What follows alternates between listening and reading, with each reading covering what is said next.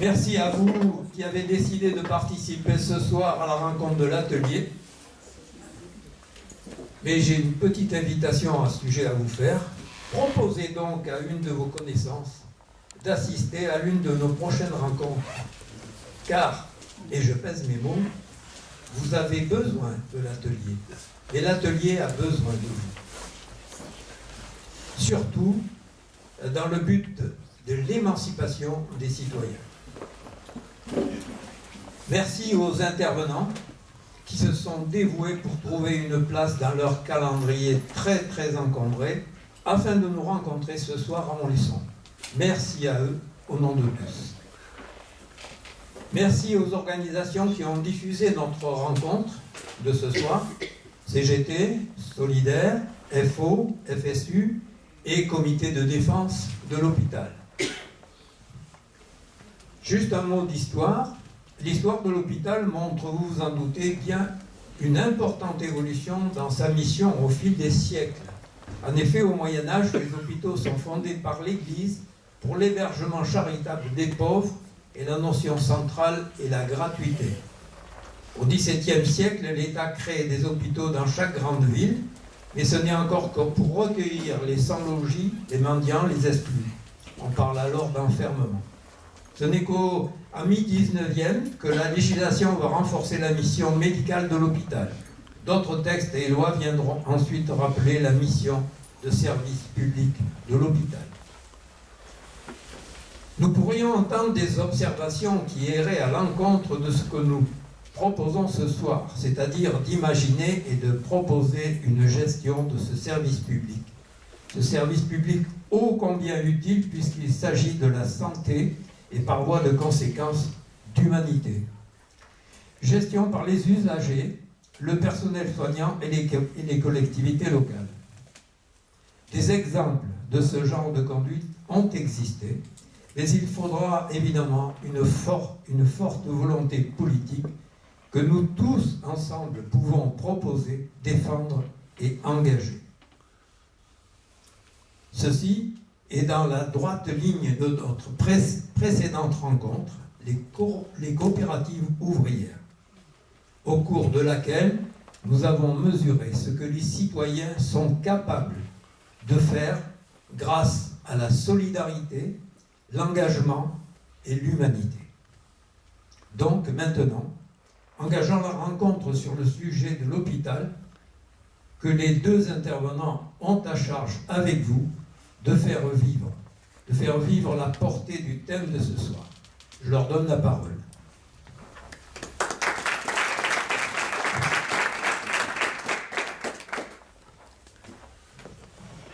Bonsoir et merci d'être nombreuses et nombreux ce soir pour ce débat. Je vais démarrer donc Hélène Derrien, présidente de la coordination nationale des comités de défense des hôpitaux et maternités de proximité. Je présente Christophe Prudhomme, donc médecin urgentiste à l'hôpital Avicenne à Poligny, je ne dis pas de bêtises, donc membre de la CGT. Un peu de temps, moi je vais essayer de faire une présentation générale, plus générale du débat de ce soir. En démarrant sur la situation actuelle de l'hôpital, son mode de gestion.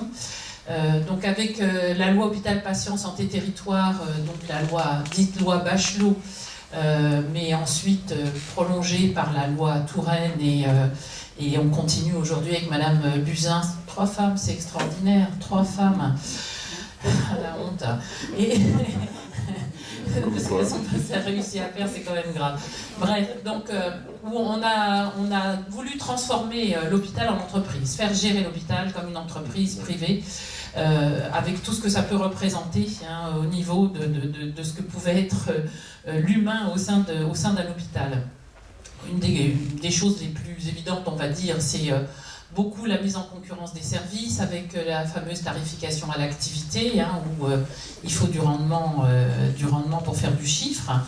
Et puis, on va dire un management qui devient, j'aime pas le terme management, une gestion du personnel qui devient aussi de plus en plus difficile, mais également une démocratie au sein de l'établissement qui n'existe quasiment plus. On a transformé le conseil d'administration, qui n'avait déjà pas énormément de pouvoir, en conseil de surveillance, donc comme dans une entreprise privée.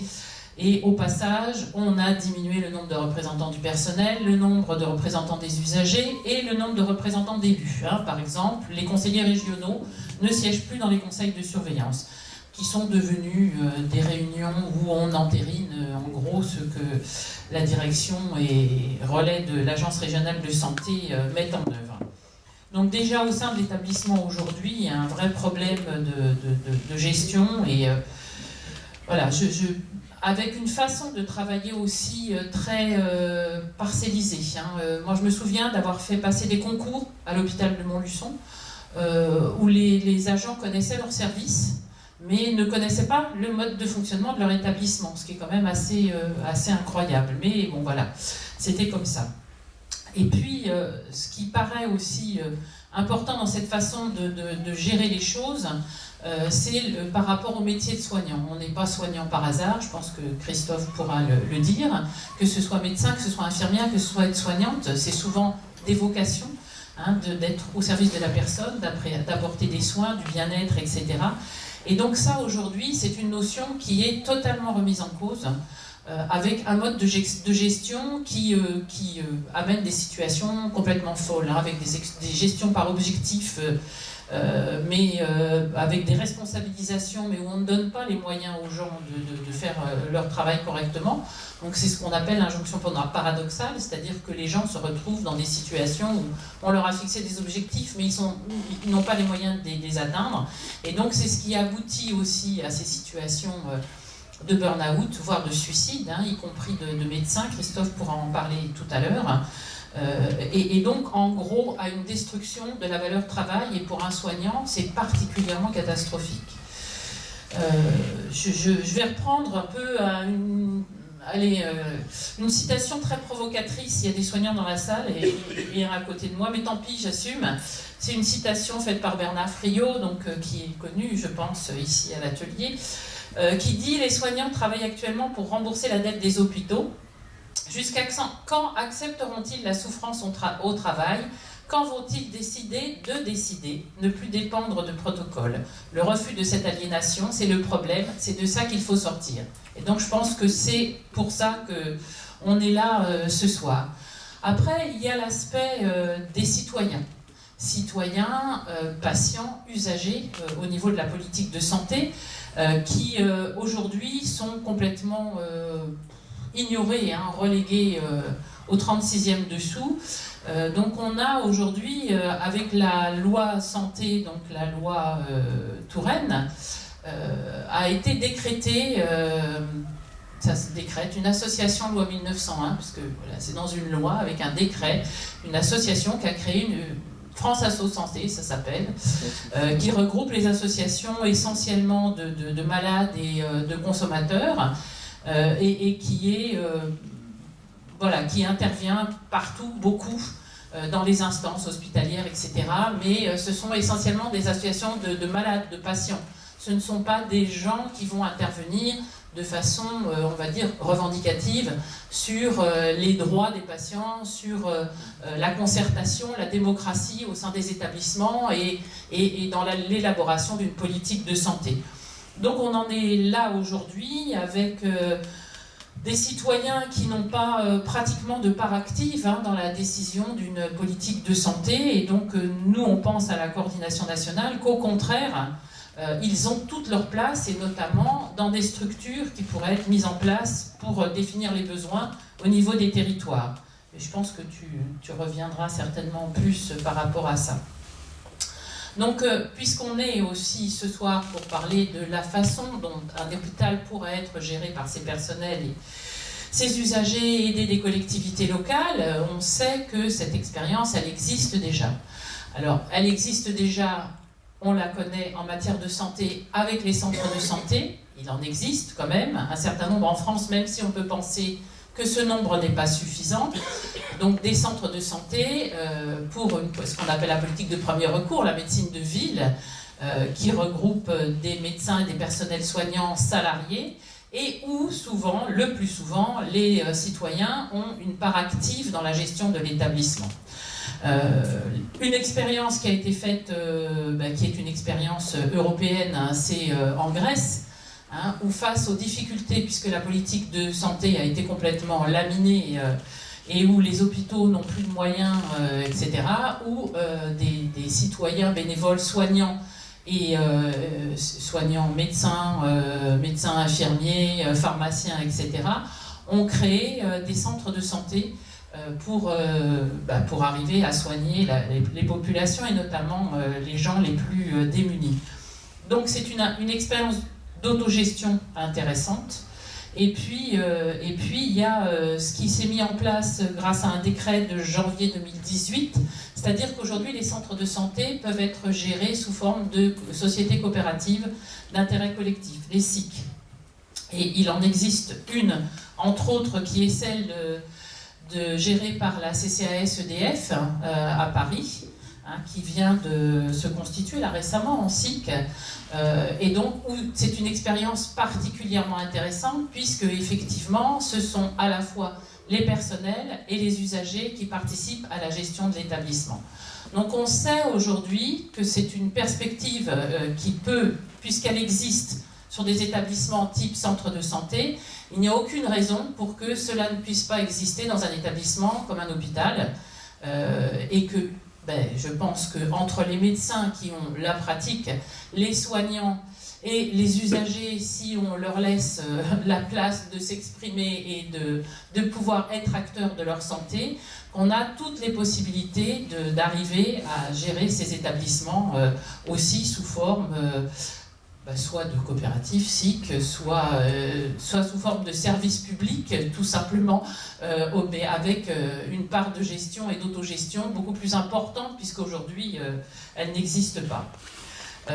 Donc, moi, je ne vais pas m'étendre beaucoup plus longtemps. On sait que la question se pose aussi des moyens de cette politique et de cette ambition.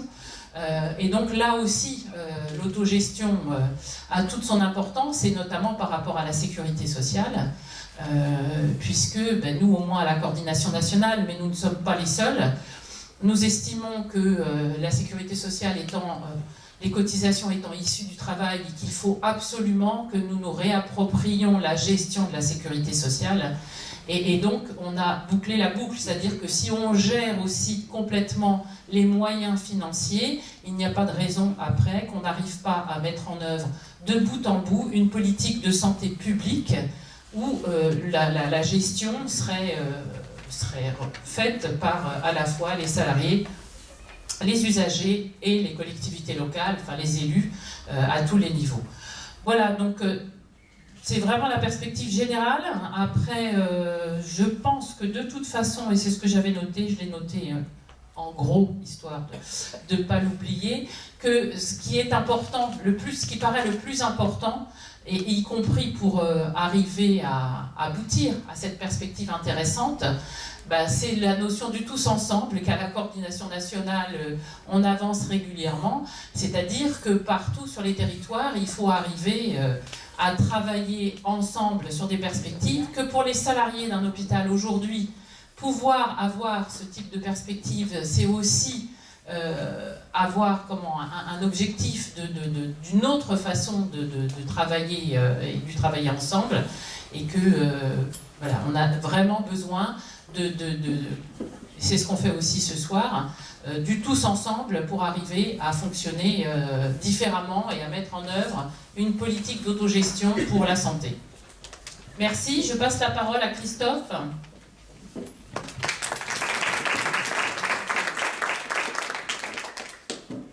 Merci, moi je suis particulièrement content d'être là ce soir parce que dans des périodes comme celle que nous connaissons, où il y a, on sent bien qu'on est dans une période de rupture politique, c'est de savoir vers où on va. Hein, et ce qui nous est proposé par le gouvernement n'est pas très enthousiasmant. C'est pour ça qu'il y a une certaine révolte populaire. Alors on peut critiquer, gilets jaunes, etc. Mais ce qui est important, c'est de savoir ce qu'on veut faire. C'est le débat d'idées. Quelle solution? La question, c'est pas d'être contre quelque chose, mais que voulons-nous?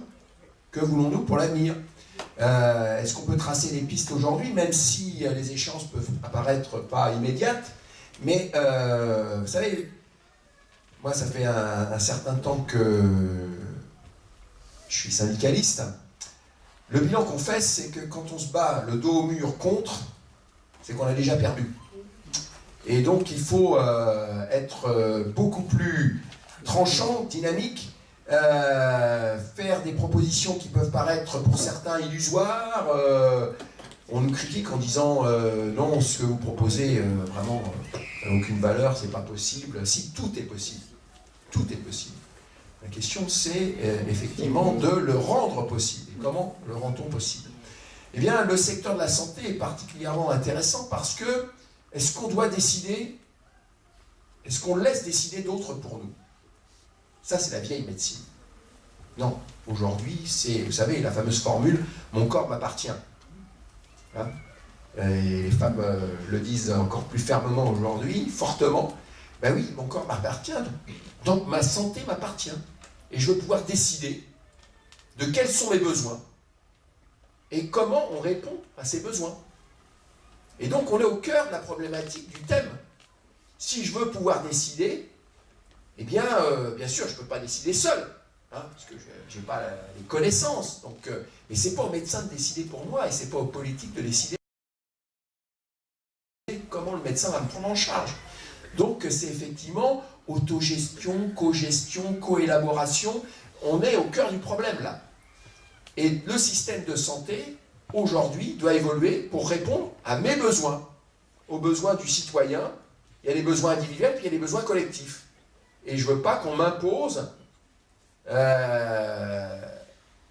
parce qu'il y en a qui savent, et moi je ne peux pas savoir. Le meilleur expert, vous savez, c'est quand même le patient.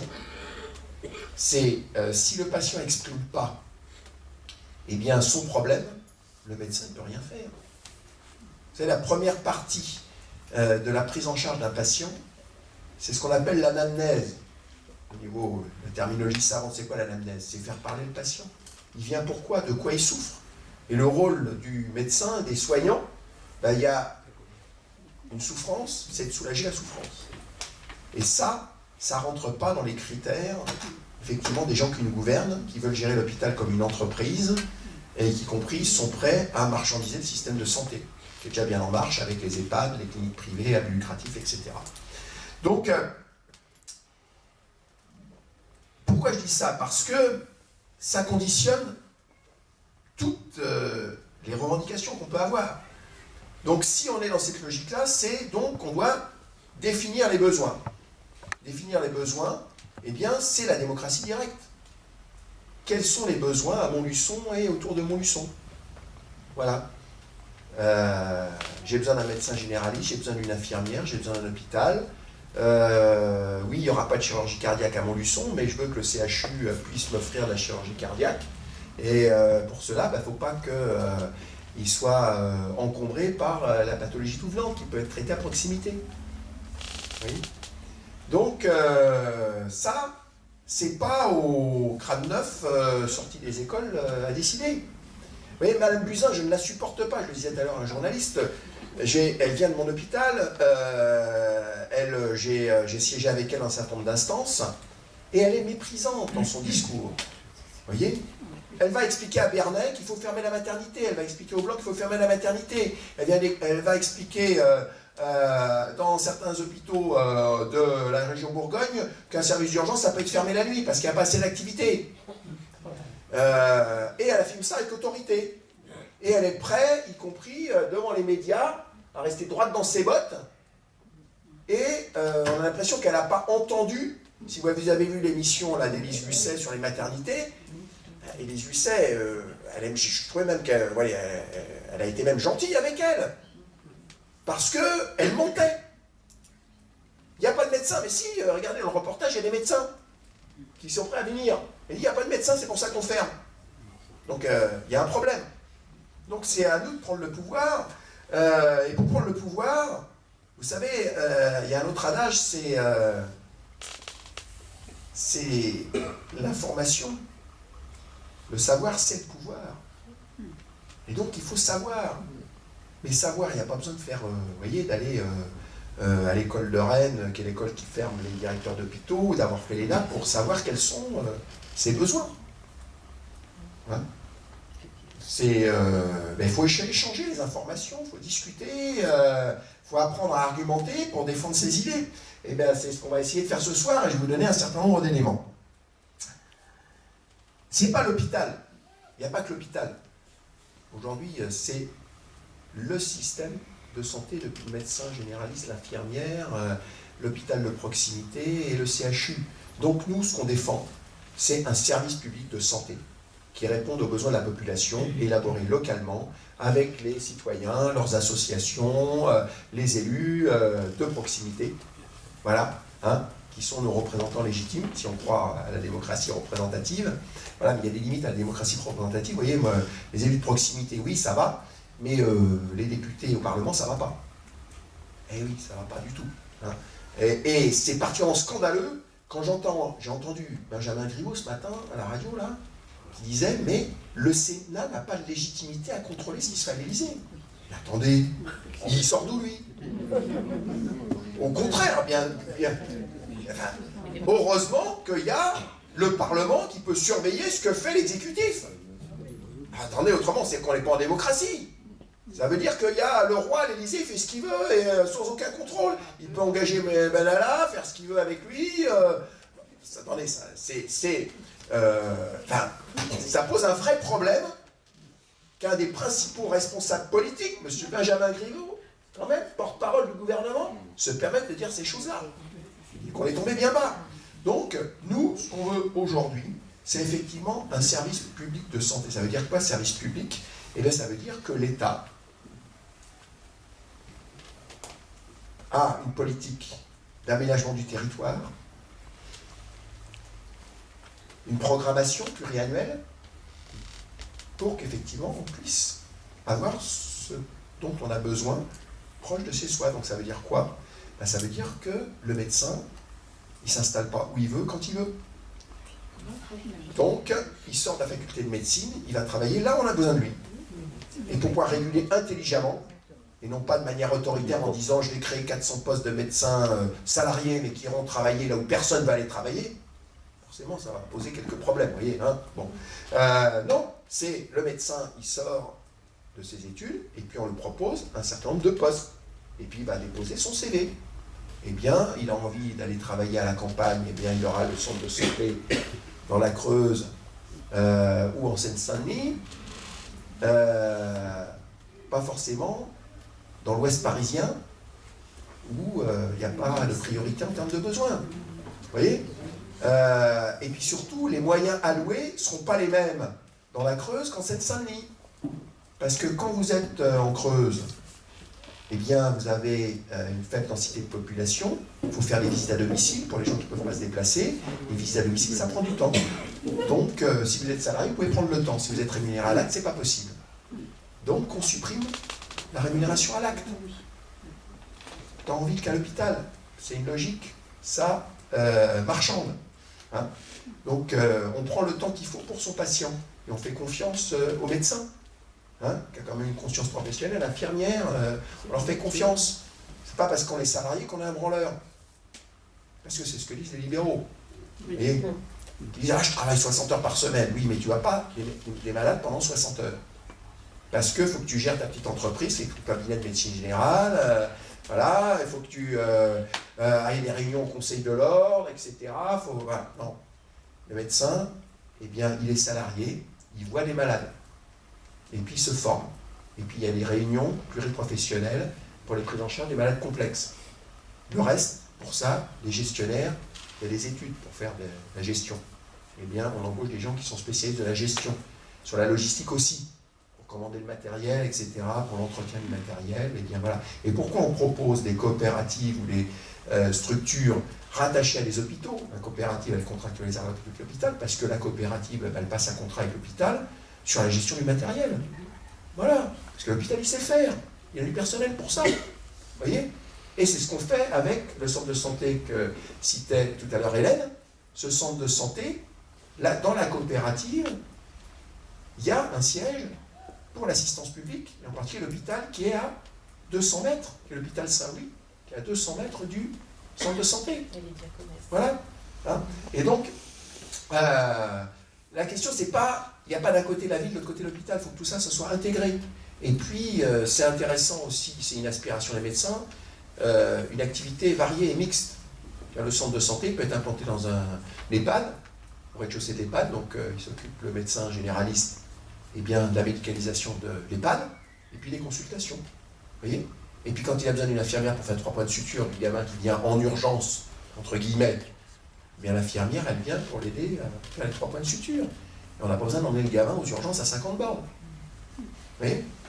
Donc c'est moderne, efficace. Donc ça s'appelle un service public. Parce que, eh bien, c'est géré par les autorités pour que on ait le centre de santé, là on en a besoin.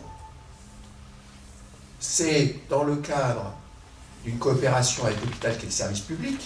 Moi qui connais ce qu'est la fonction publique hospitalière, je pense que le statut de la fonction publique hospitalière quand on est dans un centre de santé, ça ne sera plus la fonction publique hospitalière. Vous voyez, dans le cadre de la réforme de la fonction publique, là, nous ce qu'on propose, c'est que la fonction publique hospitalière, elle se transforme en fonction publique de santé. Pour qu'on puisse effectivement avoir des professionnels qui puissent exercer dans les centres de santé, à l'hôpital, dans les EHPAD, voilà, dans l'ensemble des structures dont on a besoin. Et puis, en termes de financement, eh bien, il faut être clair. Moi, je ne suis pas pour que le système de santé soit financé par l'impôt, comme ça se passe dans certains pays. Parce que quand vous avez un changement politique, vous savez, en Grande-Bretagne, qui était le meilleur système de santé du monde, jusque la fin des années 70, c'est-à-dire l'arrivée de Mme Thatcher au pouvoir. Quand c'est financé par l'impôt, vous avez un changement au niveau du gouvernement, et puis on serre la vis, et puis le système de santé s'écroule. Ce qui s'est passé en Grande-Bretagne avec des patients, rappelez-vous à l'époque, qui venaient se faire opérer en France, parce que c'était la catastrophe, en Grande-Bretagne. Ce qui s'est passé en Grèce. Voilà, et ce qui s'est passé en Grèce, mais là, effectivement, là, c'est pas l'État, c'est la communauté européenne. Donc, la sécurité sociale. Et pourquoi? Parce que c'est de l'autogestion, la sécurité sociale, puisque nos anciens de la CGT, avec les ministres communistes de l'époque, ont mis en place un système qui permettait de se soigner quand on en avait besoin,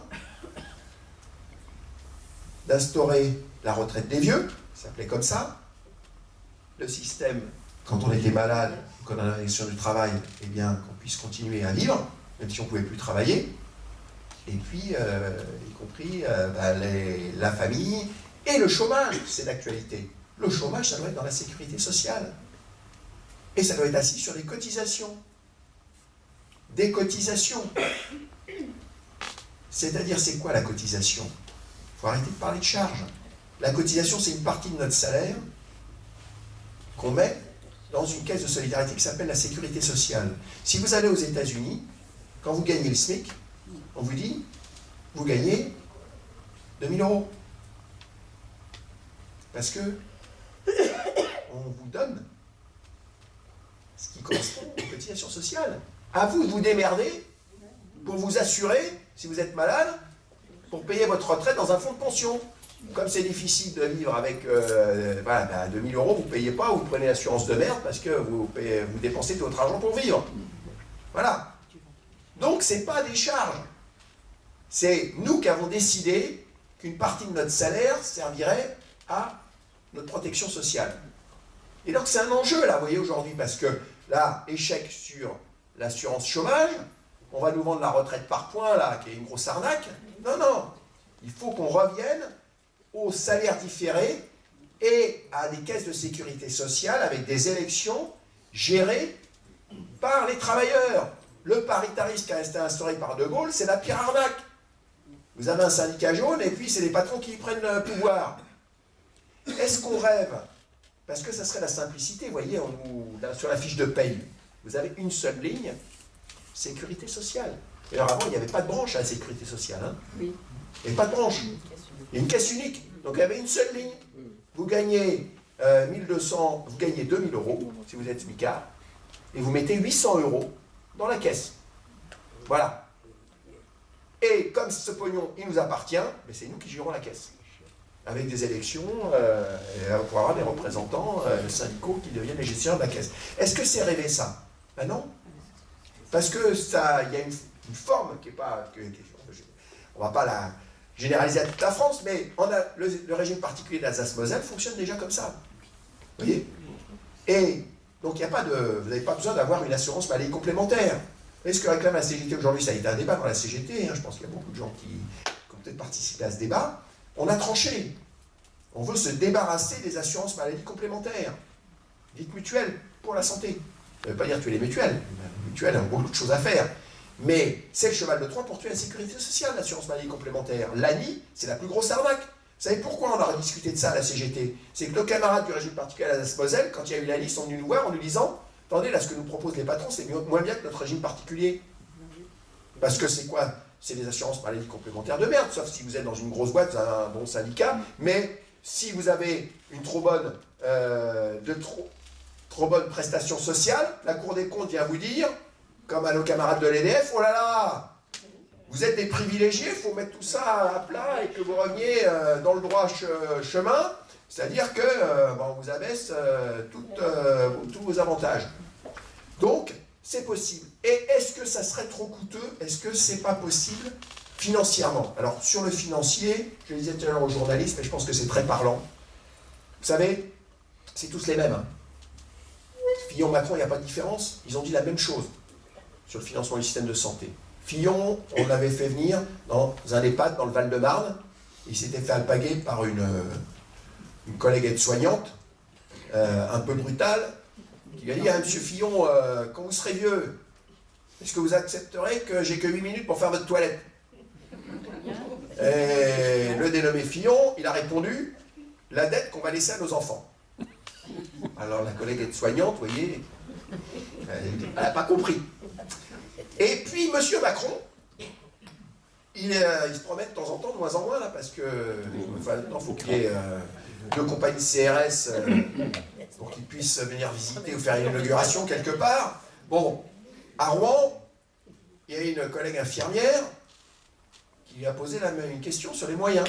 Il a répondu la dette qu'on va laisser à nos enfants. Alors là, moi, je vais reprendre ma casquette de médecin. Vous voyez, je suis urgentiste. Toutes les semaines, il y a 1 ou 2 morts dans un service d'urgence sur un brancard.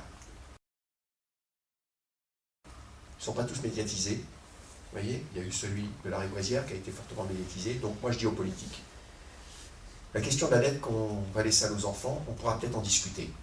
Par contre, les morts, c'est tout de suite. Est-ce qu'on les sauve maintenant, là? Donc, il faut mettre du pognon. Et donc, qu'est-ce qu'on propose? Eh bien, on propose qu'on n'ait plus de loi de finances de la sécurité sociale qui nous fixe un budget annuel. On propose que, comme dans le système Alsace-Moselle, eh bien, on définisse le niveau de la cotisation d'une année sur l'autre en fonction des dépenses de l'année N-1. Alors, ça ne veut pas dire que c'est un guichet ouvert, parce que le rôle du Parlement, c'est de fixer des limites. Ben, c'est ce qui existe en Alsace-Moselle. La cotisation peut varier entre 0,85 et 2,5%. Eh bien, ils équilibrent aujourd'hui pour rembourser 92% des soins. Ils équilibrent avec une cotisation de 1,5% du salaire. Regardez combien vous payez l'assurance maladie complémentaire aujourd'hui. Caisse unique. Caisse unique. Et comme cette cotisation complémentaire-là est payée par les salariés, la caisse elle est gérée par les salariés. Et voilà, donc ça change tout. Et donc, ça peut paraître illusoire, mais on est dans le débat là. Quel système on choisit? Quand on en discute, en réunion publique, là, parce qu'il y a plein de réunions publiques, ça paraît simple, hein, les gens ils disent « Ah bah ouais, c'est bien votre système ». Mais qu'est-ce qui bloque? Ben, c'est qu'il n'y a pas la volonté politique de faire. Pourquoi il n'y a pas la volonté politique de faire? Parce que les gens qui nous dirigent, ils sont constants, eux. Nous, on n'est pas constants, vous voyez. On se bat un jour pour quelque chose, le lendemain pour autre chose, et puis on se bagarre entre syndicats, entre partis politiques, et puis les partis politiques qui se divisent, machin. Je ne sais pas combien de listes pour les européennes, enfin c'est la cata. Vous voyez?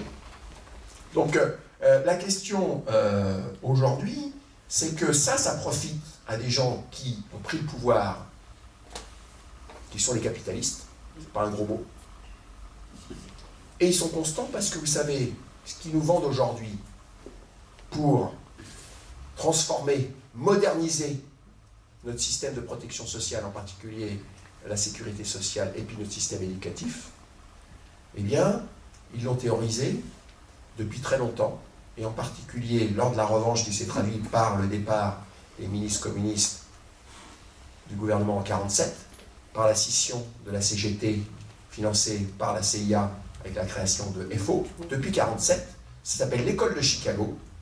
Et l'école de Chicago a théorisé dès cette époque-là le fait qu'il y avait deux secteurs d'activité qui devaient basculer vers le secteur marchand, c'était l'éducation et la santé.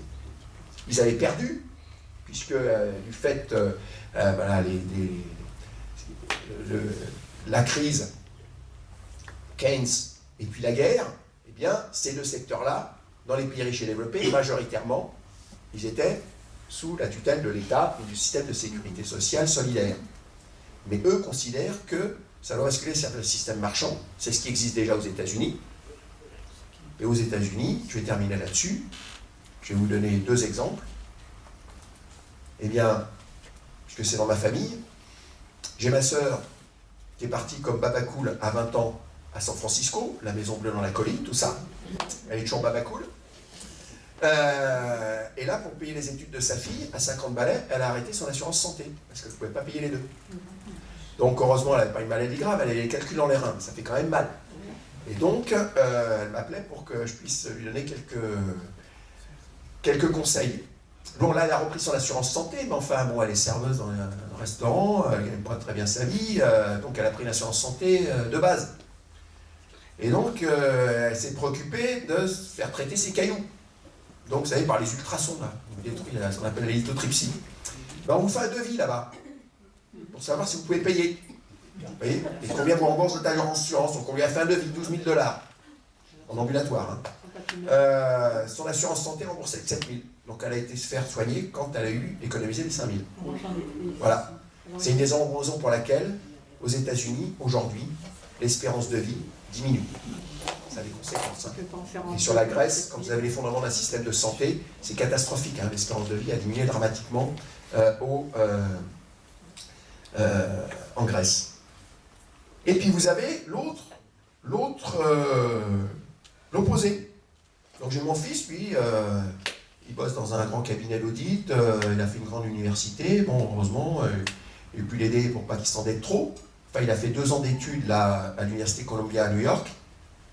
Ça lui a coûté 180 000 €. Okay. Alors, il est dans une bonne boîte, très bien payé, qui lui paye une super assurance santé, un très bon fonds de pension. Tant qu'il a son boulot. Voilà. Alors ça, c'est ce que veut nous vendre M. Macron. Donc il faut dire non. Voilà, il faut dire non. Mais il ne faut pas que dire non. Il faut dire voilà, nous, ce qu'on veut. Et ça, pourquoi c'est pas possible en France, alors que majoritairement, c'est ce que souhaite la population? Non, parce qu'on est dans un État où aujourd'hui, c'est plus la démocratie, ça s'appelle une plutocratie. Hein. C'est-à-dire, c'est les riches qui ont pris le pouvoir et qui ont mis des pantins politiques pour se faire voter les lois dont ils ont besoin, justement pour marchandiser la santé, récupérer aussi le marché de l'éducation, ce qui est en train de se passer aujourd'hui, parce qu'on voit très bien les écoles privées qui fleurissent un peu partout. Donc voilà. Donc, pour pouvoir se battre, il faut avoir les arguments, les éléments. Bah, c'est ce qu'on fait aujourd'hui, on en discutait tout à l'heure avec Pierre, c'est l'éducation populaire, et c'est justement dans les périodes comme celle qu'on connaît aujourd'hui, c'est là où il faut s'aguerrir politiquement, au sens noble du terme, c'est-à-dire que la vie dans la cité, quel choix pour vivre ensemble dans la cité, qu'il faut s'armer pour avoir les idées, et effectivement, eh bien, maîtriser ces idées pour pouvoir les défendre. Et il n'y a pas besoin d'avoir fait 10 ans d'études, d'avoir été à l'ENA pour pouvoir défendre des idées quand on est convaincu et qu'on participe à des réunions, qu'on discute entre soi en famille. Vous savez comment s'est passé le référendum de Maastricht. Tous les médias disaient ce qu'il fallait voter. Hein, c'était la pensée unique. Comment, effectivement, les gens ont été convaincus qu'il fallait voter non, majoritairement. Ben, c'est autour de la machine à café, dans les repas de famille. Voilà. Hein. Le bon sens populaire, ça existe. Et on est assez intelligents tous, quel que soit son niveau d'éducation, son métier, pour pouvoir se forger une opinion et ensuite la défendre. Mais pour pouvoir la défendre, eh bien, il faut s'armer d'arguments.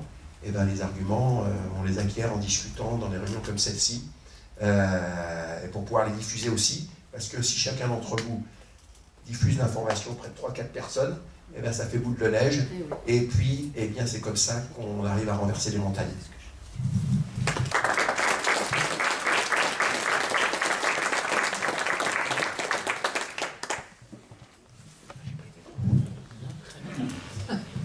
Bien, la voie est ouverte, donc à vous la discussion, les questions, avec ces perspectives intéressantes. Hein, je pense que pour les soignants, aussi bien pour les usagers que pour les élus, ça ouvre quand même des perspectives de savoir qu'on pourrait faire autrement et qu'on a envie, je crois, surtout de faire autrement et d'arrêter cette souffrance qui devient réellement intolérable dans le domaine de la santé. Tu parlais de l'espérance de vie, elle stagne en France depuis maintenant 3-4 ans, hein, je crois. Donc c'est quand même, pour un pays qui avait la première politique de santé au monde, on a quand même des sérieuses questions à se poser et la réaction, maintenant, elle devient urgente. Voilà. Tu fais passer le micro, Hélène. Merci.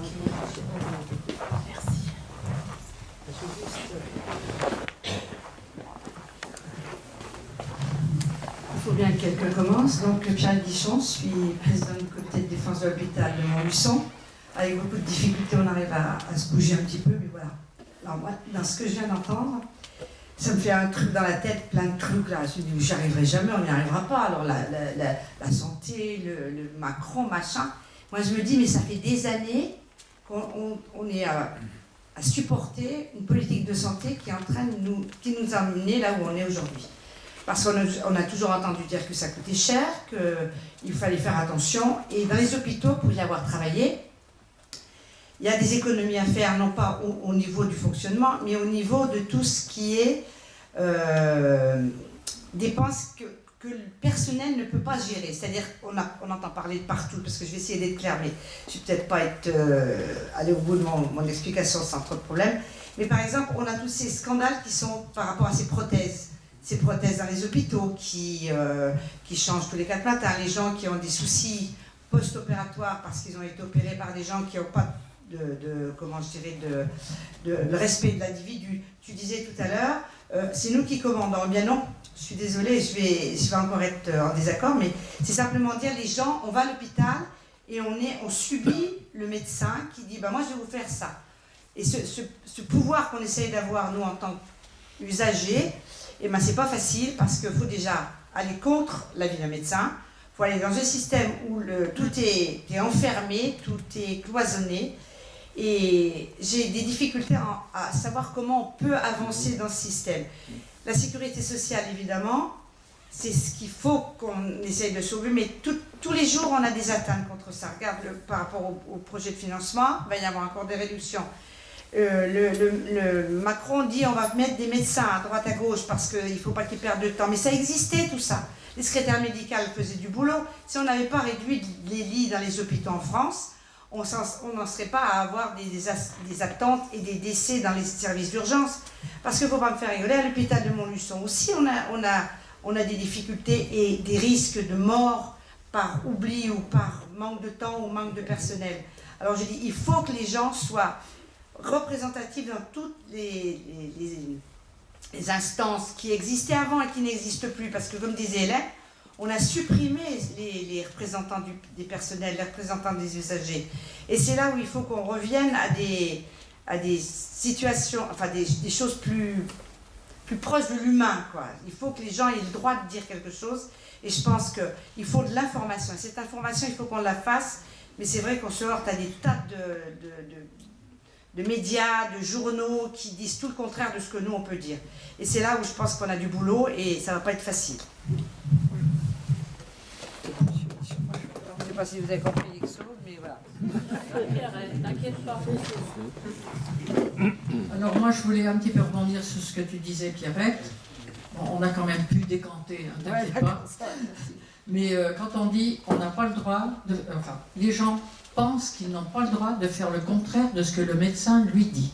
J'ai un médecin, moi, comme tout le monde, que j'aime bien, que je ne citerai pas son nom, qui me dit il faut aller à la clinique Saint-François, voir, allez, je dis n'importe quoi, un neurochirurgien.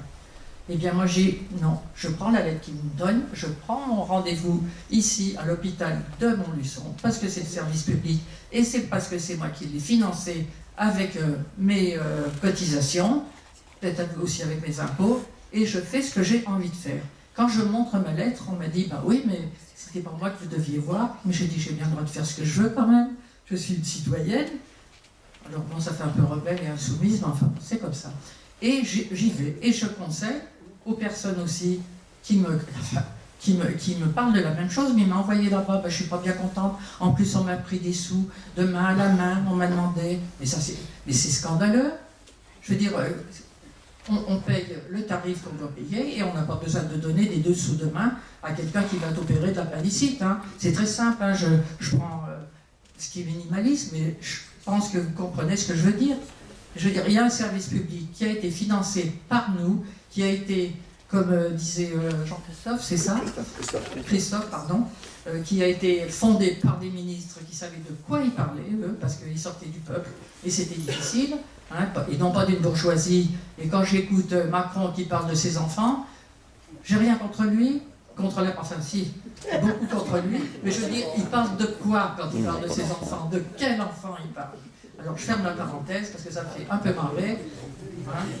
S'il garde sa petite bonne femme, là, c'est sûr qu'il n'aura jamais d'enfant avec elle. Bon, je ferme la parenthèse. Mais je veux dire, ça c'était pour détendre l'atmosphère. Mais je veux dire, on a le droit et on a surtout le pouvoir de dire et de faire. Moi j'ai été aussi pendant des années, j'étais d'abord élue par les salariés quand on élisait les représentants à la CEPAM. Après, à un moment donné, hop, ça y est, ça a changé. On était quand même majoritaire. La CGT, nous étions majoritaires au conseil d'administration de la CEPAM. Alors, il y a eu des copinages entre le MEDEF qui siégeait, bien sûr, mais aussi les mutualistes, et puis FO, il faut bien dire, et ils nous ont sorti, bien que nous ayons gagné les élections du conseil d'administration et de sa présidence. Eh bien, ça, il y a quelque chose à revoir et à refaire.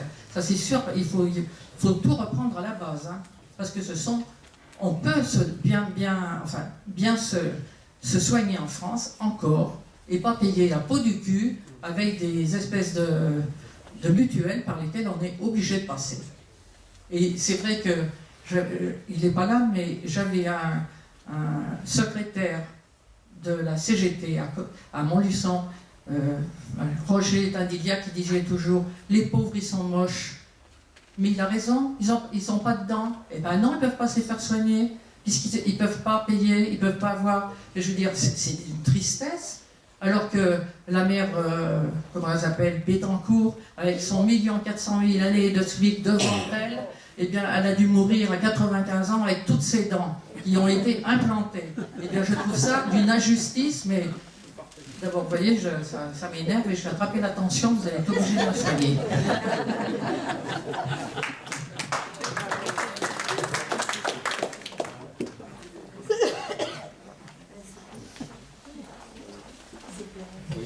Merci. Bernard Dezon, je suis soignant et j'ai travaillé sur l'île et sur Montluçon.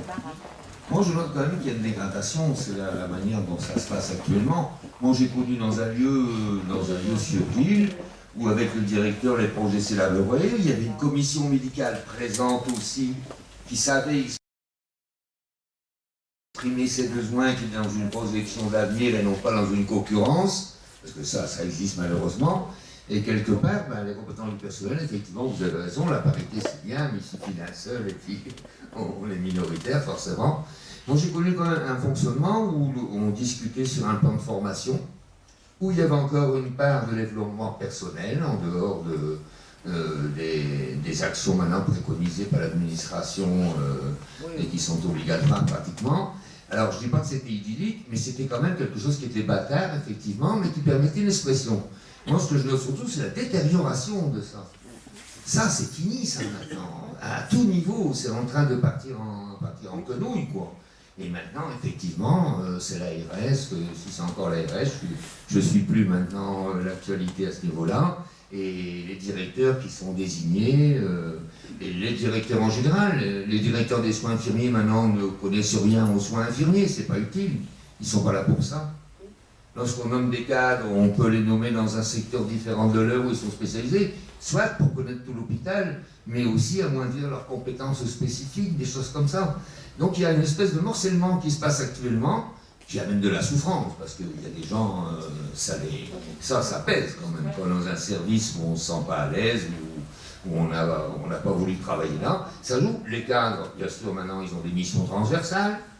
Bon, j'ai connu comme cadre supérieur l'infirmier général qui demandait à ma femme de faire une étude sur le linge sale et voir si on ne pouvait pas le diminuer. On a quand même quelqu'un qui est chargé de ça.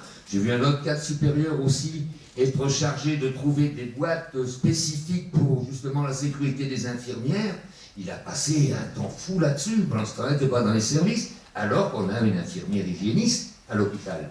Il y a aussi là, cette manière de faire là, qu'on retrouve d'ailleurs dans beaucoup de domaines actuellement, qui fait qu'à la limite, les compétences des gens sont amoindries et ils se trouvent dans une position en difficulté déjà au niveau personnel et aussi quelquefois au niveau des soins. Donc, que les gens puissent donner leur avis au niveau des soins, moi je suis tout à fait d'accord parce qu'il y a des choses effectivement à éclaircir, mais aussi une meilleure gestion, ok, le management c'est un mauvais mot, mais c'est malheureusement ça maintenant, une gestion du personnel et une gestion plus intelligente qu'on revient, mais c'est partout pareil, c'est comme avec Macron, quand il impose le 80, quand il impose les trucs, c'est quelque chose qui est, et nos ministres, la plupart, sont de cette veine-là, ils ont le même fonctionnement. C'est le pourrissement de ces situations, moi, qui me pose problème un peu. Je ne le suis plus maintenant, ou de plus loin, mais ça pose problème, parce que là, c'est vraiment une régression, quoi.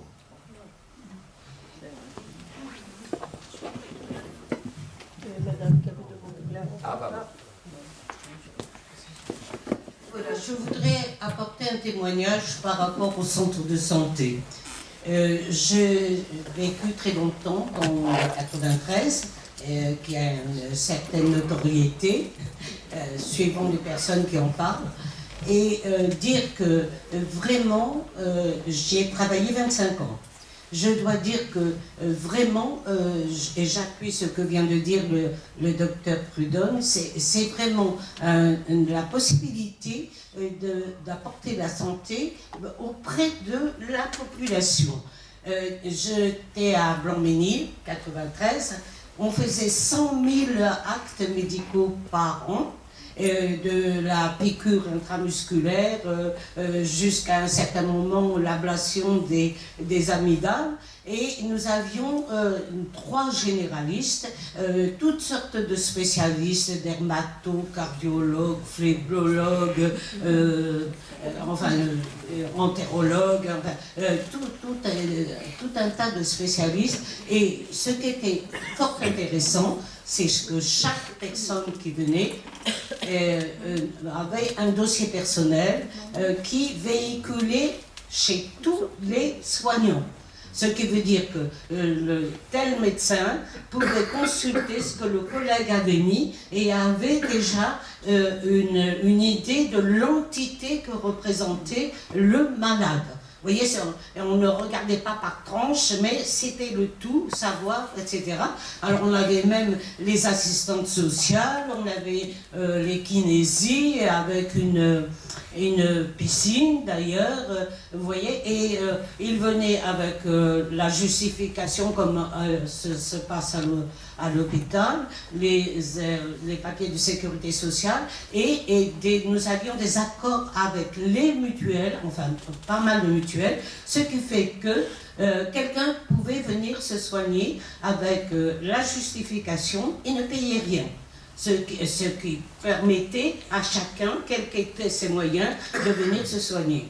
Et bien entendu, il y avait l'hôpital franco-musulman à côté, et d'autres Bélanger à côté aussi. Et il y avait également dans les autres municipalités comme Bobigny, Drancy, également des centres médicaux de santé, quoi. Alors je pense que c'est vraiment quelque chose qui n'est pas du tout utopique, mais vraiment qui pourrait être quelque chose de conditionné et se battre évidemment pour avoir les financements, parce que évidemment s'il n'y a pas d'argent, il n'y a pas de possibilité, hein, c'est comme tout, de pouvoir soigner, et c'est là à portée de la population. Alors il y avait aussi la pédiatrie, il y avait la PMI, il y avait également des consultations gratuites pour la dépistation du cancer, etc., etc. Alors qu'avant, on avait l'impression que c'était le dispensaire, en fait, pour les vous voyez, pour les gens qui n'avaient pas d'argent, enfin, la lie de la population, et au contraire, on a le plus grand respect pour tous ceux qui fréquentent. Voilà. Alors, je voulais vous dire ça, et d'autre part, je voudrais vous dire que l'année dernière, j'ai passé un bon moment à l'hôpital. J'ai des vacances à l'hôpital. J'ai été très bien soignée. J'ai eu avec tout le personnel soignant et le personnel de service des très bonnes relations, et de la part des médecins une prise en charge très sérieuse et collective. Parce que c'est ça qui est intéressant, c'est que dans le centre de santé, si un patient va consulter pour une raison quelconque, si le médecin qui est en train d'examiner le patient a besoin de renseignements supplémentaires, mais il connaît le dossier, si le collègue était là, mais il allait le voir. Ce qu'il avait comme ça une idée plus importante, plus large de la prise en charge du patient. Et je suis tout à fait d'accord avec le docteur Prudhomme que c'est normal que de notre corps, on puisse aussi avoir la possibilité de...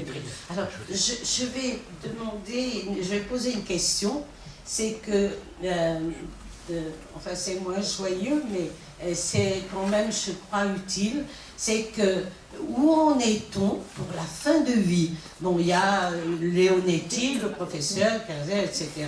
Mais quand je vois les difficultés qu'il y a, si la personne veut, pour des raisons qui lui appartiennent, veut une fin de vie et il ne veut pas qu'on s'acharne, quelles sont les possibilités qu'on peut avoir, même si on laisse une attestation écrite à son médecin et à ses proches? Alors j'aimerais savoir, je pense que ça peut être utile pour un certain nombre d'entre nous. Alors merci aux soignantes et aux soignants, c'était très sympa. En fait, c'est pas pour longtemps que j'ai encore passé des vacances à l'hôpital.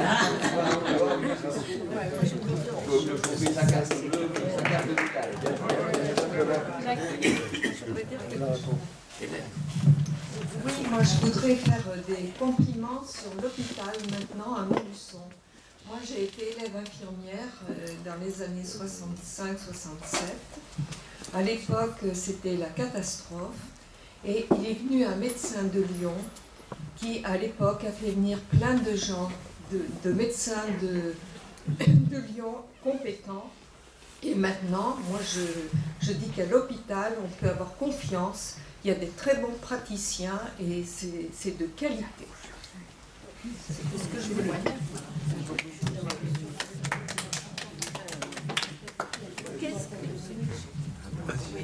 Juste un... Moi je voulais... On l'entend là? Ça marche? Oui. Pierrette, pour essayer de redonner du baume au cœur. Non, parce que tu disais l'importance, enfin, l'information nécessaire, etc. Je pense, oui, on est quand même... alors moi je suis plus dans l'hôpital, hein, mais on est quand même dans une période particulièrement intéressante. Bon, avec le mouvement social qui existe malgré toutes ces contradictions, mais on sent bien quand même qu'il y a une exigence de faire autrement, et je pense que ça se ressent Et la déliquescence, je vais dire, de notre système de santé est quelque chose qui commence quand même à apparaître au grand jour. Je voudrais juste... Christophe a parlé de l'émission Lise Lucet, j'allais dire Lucet et Lise Lucet. Regardez ce qu'elle a pris. D'abord pour vous dire déjà que c'est pas pour nous balancer des fleurs, même si la coordination nationale n'a pas été citée, on avait eu les journalistes en ligne et les comités, les endroits qui ont été ciblés dans l'émission, c'est pas un hasard. Moi, c'était les 3/4 du temps, c'était quand même des endroits. Si on prend Saint-Claude, si on prend, qu'est-ce qu'ils avaient pris encore, je sais plus. Le blanc. Le blanc, voilà, c'est quand même des endroits. Alors certes, où il y a des difficultés, mais aussi où il y a des gens qui se battent, où il y a des comités qui se battent. Hein, et je pense que c'est quand même intéressant. Moi, j'ai été aussi interviewée par l'émission Capital sur M6. La problématique, et je pense que c'est intéressant, leur question c'était, on nous dit aujourd'hui que on ferme des structures de proximité parce qu'il faut faire des économies. Et nous, on pense que c'est pas forcément vrai, qu'il n'y a pas forcément d'économie générée. C'est quand même intéressant. M6, c'est quand même pas un créneau particulièrement révolutionnaire. Donc ça veut dire qu'il y a quand même une prise de conscience qui est en train de se faire et que ça bouge. Moi, je sais pas, lundi, je dois être interviewée par Le Pèlerin. Attendez, ça non plus, c'est pas un journal révolutionnaire. Les questions sont toutes les mêmes. Faut-il fermer les structures de proximité ? C'est intéressant, ça veut dire que l'argument qui a été donné par le gouvernement de faire parce que c'est la sécurité, parce qu'on met en risque, parce que, etc., a priori, ça prend de moins en moins. Et c'est intéressant. D'ailleurs, il y a une prise de conscience qui est en train de se faire, et il faut qu'on en profite, il faut qu'on continue, il faut qu'on enfonce le clou, et peut-être qu'on soit effectivement plus exigeant. Et je pense que c'est certainement la difficulté aujourd'hui avec le personnel. Mais ce n'est pas une critique, c'est qu'ils sont tellement mal que je pense que c'est difficile d'être dans une situation de se dire stop, ce que je disais tout à l'heure, la provocation, ce que disait Bernard Friot. Bien sûr qu'on a tous envie de le dire, ça. Ça suffit, à un moment donné, on arrête. On remplit plus les procédures, les papiers, les codes, etc. Et on prend le temps de s'occuper des patients. Alors on sait que c'est pas aussi facile que ça. Bien sûr que c'est pas aussi facile que ça. Mais je pense qu'il y a un moment où ça va venir. Et je crois que la notion du tous ensemble dont je parlais tout à l'heure, elle est là aussi. C'est-à-dire à l'extérieur, comment est-ce qu'on peut faire pour aider, pour faire venir, pour faire... Voilà. Et je pense que les comités, excusez-moi, je fais de la pub, mais je pense que c'est la structure par excellence où on peut essayer de faire avancer les choses. Parce que normalement, il y a les usagers, il y a les personnels et il y a les élus. Et je pense que c'est vraiment comme ça qu'il faut qu'on arrive à fonctionner. Voilà, donc c'était juste, Pierrette, pour te redonner un petit... mais je sais que tu as toujours le moral. Non, le seul truc, c'est que si tu veux, en plus, aujourd'hui, dans la situation actuelle, le plan Ma Santé 2022, il n'y a rien pour nous, quoi. C'est de la merde, pardon. C'est ça, c'est la merde. Mais voilà, ils sont en difficulté parce qu'on a pris les choses très en amont. C'est-à-dire qu'on a créé un climat qui fait qu'aujourd'hui, comment on crée le rapport de force? Jusqu'à présent, ils avaient tous les médecins qui adhéraient. Donc c'était facile de faire passer les plans, y compris les médecins disant ouais, on ferme les petits sites qui sont dangereux. Pourquoi? Parce qu'ils voulaient, les conditions de travail étaient tellement dégradées qu'ils préféraient aller sur la grosse structure. Sauf que sur la grosse structure, les conditions de travail sont encore plus dégradées. Et ce qui est nouveau, c'est qu'un certain nombre de médecins aujourd'hui disent non. Regardez l'hôpital de Saint-Brieuc. À l'hôpital de Saint-Brieuc, les 120 médecins de l'hôpital ont dit on ne participe plus à aucune instance de gestion de l'hôpital, on fait que notre boulot de médecin. Là, ils ont bien été obligés de discuter. À Blois, il y avait une commission médicale d'établissement qui, avec le directeur, massacrait l'hôpital. Fermeture de lits, prendre de retour à l'équilibre, etc. Bon. Un groupe de médecins s'est réuni, on avait la chance d'avoir 3 médecins qui étaient syndiqués à la CGT, ils ont créé un collectif, ils ont obtenu la démission de la commission médicale d'établissement, nouvelles élections, ils ont pris le pouvoir. La vice-présidente de la commission médicale d'établissement, c'est une collègue femme qui est l'avorteuse de l'hôpital, qui est à la CGT. Ça change complètement. Pourquoi je dis ça? Parce que c'est entre médecins, c'est pas très valorisé. Hein, les IVG à l'hôpital, c'est vraiment... voilà. Donc c'est intéressant. Donc après, Pourquoi il faut positiver aujourd'hui? Parce que quand on parle centre de santé, moi je suis ancien, ça ne s'appelle plus franco-musulman, l'hôpital il s'appelle Avicenne maintenant. Et il est plus sous tutelle de la préfecture de police, parce que c'était quand même un hôpital sous tutelle de la préfecture de police jusqu'à la fin de la guerre d'Algérie. Donc, qu'est-ce qu'on souhaite aujourd'hui? On ne souhaite pas faire l'avance de frais. Donc le tiers payant. Ben, le tiers payant, quand vous allez dans un centre de santé, c'est comme à l'hôpital, vous donnez votre carte vitale. Bon. Vous voulez plus de dépassement d'honoraires. Si les médecins sont salariés, il n'y a plus de dépassement d'honoraires. Ce que disait madame tout à l'heure, déjà c'était, depuis 50 ans on fait ça dans les centres de santé. Le dossier médical partagé. Ça s'appelle comme ça maintenant, mais on le faisait, sans que ça s'appelle dossier médical partagé.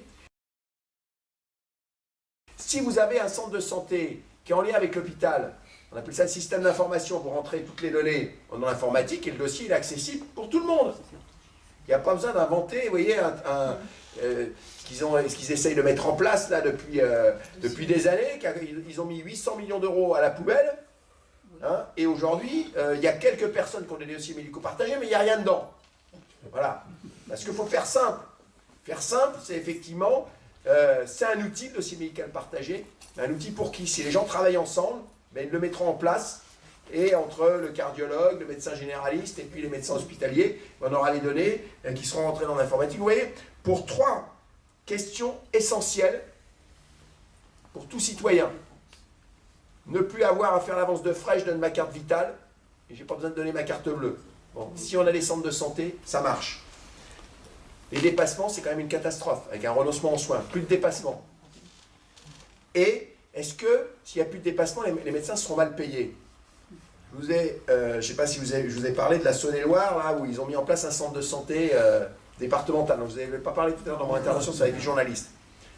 Ils ont testé en Saône-et-Loire les médecins roumains, les maisons de santé pluriprofessionnelles. C'est-à-dire qu'avec les impôts locaux, ils ont construit des bâtiments, pas de médecins dedans.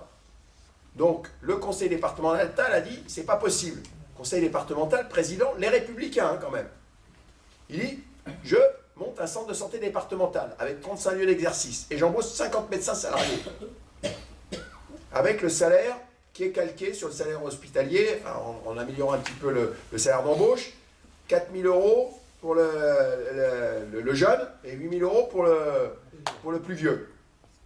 Eh bien, aujourd'hui, il a plus de candidats que de postes. D'accord? Voilà. Donc la vraie vie, c'est ça. C'est-à-dire que le médecin, aujourd'hui, parce que c'est un travailleur, artisan, hein, dans sa petite structure qui s'appelle un cabinet médical, comme il a les syndicats de merde et qui ne sont pas capables de négocier avec la sécurité sociale une juste rémunération, eh bien, ils prennent des dépassements d'honoraires, ils se payent sur le patient. C'est scandaleux. Si vous payez correctement les médecins, ils n'ont pas besoin de dépassement d'honoraires. Et vous voyez, il n'y a pas besoin d'être payé les 1000 et les 100. Il y aura toujours une petite partie des médecins qui sont attirés par l'argent. Mais c'est une minorité. Hein, celui qui veut la Porsche Cayenne et le week-end de golf en Écosse, oui, d'accord, ça existera toujours. Vous savez, et d'ailleurs, c'est ceux qui font de la chirurgie esthétique, machin, bon, d'accord, mais c'est pas de ça dont on a besoin. Alors après, regardez, la vie est cruelle. La vie est cruelle pour nos libéraux qui nous gouvernent. Parce que vous n'avez peut-être pas vu passer ça dans la presse, parce que ça ne fait pas la une du journal de 20h, bien sûr. La Guyane, département français, où il y a une catastrophe sanitaire, il n'y a plus de médecins. Qu'est-ce qu'on vient de décider pour la Guyane? On va importer 100 médecins cubains. Ah, et alors là, j'ai mis ça sur mon compte Facebook. Les réponses, c'est dire, ah bah attendez, et pour le blanc, etc., on ne pourrait pas importer des médecins cubains? Le Cuba a formé des milliers de médecins, les médecins dont on a besoin, les généralistes, des médecins pour les hôpitaux de proximité, etc., pas des hyper spécialistes. Si on les importe en Guyane, si on en manque en France, Madame Buzyn, importons des médecins cubains, 4 gynécos pour aller au blanc et on rouvre la maternité demain. Et voilà. Bon, seul autant qu'il va y en avoir de disponibles, puisque Bolsonaro, là, il veut virer les 4000 médecins cubains qui exercent aujourd'hui au Brésil. Et pourquoi il y a 4000 médecins cubains au Brésil? Parce que ça revient à quel médecin on doit former. Parce qu'il ne suffit pas de dire on supprime le numerus clausus. Aujourd'hui, il y a un vrai problème. Les premiers de la classe, là, qu'on sélectionne, non pas sur leurs compétences médicales, mais sur leurs compétences à remplir des QCM. Qu'est-ce qu'ils choisissent comme spécialité? Celles qui sont les plus rentables. En premier, chirurgie esthétique. En deuxième, ophtalmo. En troisième, dermato. Médecine On en a besoin. Avant-dernière. On en a besoin. Mais aujourd'hui, on a besoin surtout de médecins généralistes. Et de médecins généralistes qui soient formés, non pas à partir du bac S mention très bien, mais peut-être un peu avec de sciences humaines, quoi, vous voyez, hein, parce que la médecine, c'est pas que de la technique, c'est, selon la définition de l'Organisation mondiale de la santé, du psychologique et du social. Et moi, je peux vous dire, les internes qui arrivent dans mon service et avec qui on discute, on les forme, le mec qui me dit le social, ça m'intéresse pas, je lui dis tout de suite, mon gars, change de métier, arrête tout de suite, c'est pas la peine. Hein. Si tu veux faire médecin, voilà. Donc, il faut qu'on change le contenu des études de médecine. Aujourd'hui, on a besoin de médecins généralistes pour la ville et pour l'hôpital. Et on réclame y compris que l'hôpital se transforme. On ne veut pas l'hôpital qui soit premier étage la cardiologie, deuxième étage la pneumologie, troisième étage la diabétologie. On veut des services de médecine polyvalente et avec des spécialistes qui viennent mais qui sont coordonnés par un médecin généraliste de l'hôpital qui s'appelle un interniste. Parce que les malades coupés en tranches, là, ça ne va pas. Vous voyez, moi, quand aux urgences, il y a un patient qui a le diabète, l'insuffisance cardiaque et l'insuffisance respiratoire, personne n'en veut dans l'hôpital. Vous voyez, parce que le cardiologue, il me dit, ah non, c'est pour le pneumologue, le diabétologue, il me dit, ah non, c'est le pneumologue, donc ça ne va pas. Donc on forme des médecins qui ne correspondent pas aux besoins. Donc ça, c'est un vrai problème. Il faut former proportionnellement, il faut former plus de médecins, mais il faut former proportionnellement plus de médecins généralistes pour la ville et pour l'hôpital. Ça, c'est important. Et puis, il faut qu'on remette des sciences humaines dans la formation médicale. Ça, c'est essentiel. Et pourquoi les médecins cubains sont réclamés dans le monde entier? Parce que le médecin cubain, vous savez sur quoi il est jugé? Sur sa capacité à diminuer le taux d'hospitalisation. Parce que le médecin cubain, il s'occupe des vaccinations, de la démoustication, de la qualité de l'eau. Vous voyez, dans sa zone. Eh oui, mais attendez, normalement, dans les mairies, aujourd'hui, il n'y a plus, parce que c'était les DAS avant, vous savez, les DAS, il y avait des médecins, inspecteurs de santé publique, qui s'occupaient de tout ça. Et pourquoi on a le chikungunya, la dengue, etc. Parce qu'il n'y a plus personne. On a supprimé les DAS et les DRAS, on a maintenant des agences régionales de santé qui s'occupent que du pognon. Voilà. Vous voyez, les scandales sanitaires, il n'y a plus de vétérinaires. Dans les DAS, il y avait des vétérinaires qui allaient contrôler les abattoirs, etc. Les producteurs de lasagne. Il n'y a plus de vétérinaires. Donc on ne contrôle rien. Et tout ça, c'est le service public, quoi, vous voyez. Donc il faut rétablir un véritable service public de santé qui intègre tout ça. Et le bon centre de santé, c'est un centre de santé, comme le disait madame, où il y a tout. Il y a la PMI, il y a y compris les consultations de médecine du travail plutôt que de les faire dans la camionnette pour les petites entreprises, vous voyez. Et il y a des infirmières, il y a des kinés, il y a l'assistante sociale. Oui, parce que le médecin n'est pas assistante sociale, mais il y a des professionnels qui sont l'assistante sociale, parce qu'aujourd'hui, ça ne sert à rien de traiter les gens, de leur faire une belle ordonnance, si on leur a pas, s'ils n'ont pas de quoi, acheter les médicaments déjà, il faut se préoccuper. Et puis, il faut des infirmières pour expliquer avantages, inconvénients des médicaments. Ça s'appelle l'éducation thérapeutique, parce qu'aujourd'hui, effectivement, il y a de l'argent qui est mal dépensé. L'industrie pharmaceutique nous vend des médicaments de merde à des prix incroyables. 10% des gens qui passent aux urgences aujourd'hui, ce sont des effets secondaires des traitements médicaux. Et dans 8 cas sur 10, des médicaments. Donc si on prenait moins de médicaments, on serait moins malade. C'est un peu caricatural, mais quand même. Seul autant que quand vous n'expliquez pas aux gens, tout médicament, s'il est efficace, il y a des effets secondaires. Ils sont individuels. Donc on peut changer votre médicament, etc. Donc on peut expliquer quels sont les effets secondaires et que si le patient a l'effet secondaire, il revient au médecin pour qu'on lui change son traitement. Comme on ne fait pas ça, 40% des médicaments prescrits ne sont pas pris par les patients. On pourrait faire des économies, 40%. Okay. Donc, on a des choses à changer. Vous voyez, c'est pas l'immobilisme. Et je termine. À Montluçon, je l'avais déjà dit, mais je n'ai pas réussi à convaincre mes camarades du syndicat de l'hôpital et aussi les politiques locaux. Aujourd'hui, la revendication à Montluçon, c'est qu'il n'y a pas de place pour un hôpital et une clinique. Comme la clinique est la propriété du groupe Elsan, et que ce groupe Elsan, c'est celui dont j'ai parlé tout à l'heure, qui défiscalise au Luxembourg. Donc l'avenir du système de santé et de l'offre de soins, c'est qu'il ne reste plus que l'hôpital à Montluçon. Voilà, point à la ligne. Et ça, il faut l'exiger de l'ARS. C'est pas possible de garder une concurrence avec deux structures qui vont crever. Parce qu'il n'y a pas la population pour avoir deux structures qui se concurrencent. Attendez, c'est pas possible. Si on veut de la bonne chirurgie, de la bonne cardiologie, c'est dans une seule structure. Il faut concentrer les moyens et pas les disperser sur deux structures qui se concurrencent. Et en plus, qui se concurrencent de manière scandaleuse, puisque la clinique garde ce qui est rentable et laisse à l'hôpital la merde. Voilà, donc c'est bon, ça suffit. Voilà. Je suis caricatural peut-être, les gens aiment la clinique peut-être, mais sauf que si on fait de la vraie politique, c'est quoi l'intérêt de maintenir la clinique? C'est l'intérêt du groupe Elsan et de quelques médecins qui pensent avant tout à leur carrière, à leur petit confort personnel par rapport à leur mission de service public.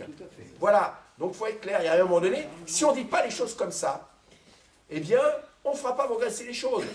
On restera à se morfondre dans son coin, mais quand on se morfond dans son coin et qu'on ne crée pas de perspective, eh bien, c'est le repli individuel, soit on ne va pas voter, soit on vote pour le Front National. Hein. Voilà, ou alors on prend le fusil. Mais bon, non mais à partir d'un moment donné, il faut qu'on ait, si c'est demain sera pire qu'aujourd'hui, c'est catastrophique, vous voyez? Parce que dans un département comme le mien, mais dans le vôtre aussi, avec la désindustrialisation, etc., attendez, on en a à la 3e génération qui vit moins bien que ses parents. C'est quand même catastrophique, quoi.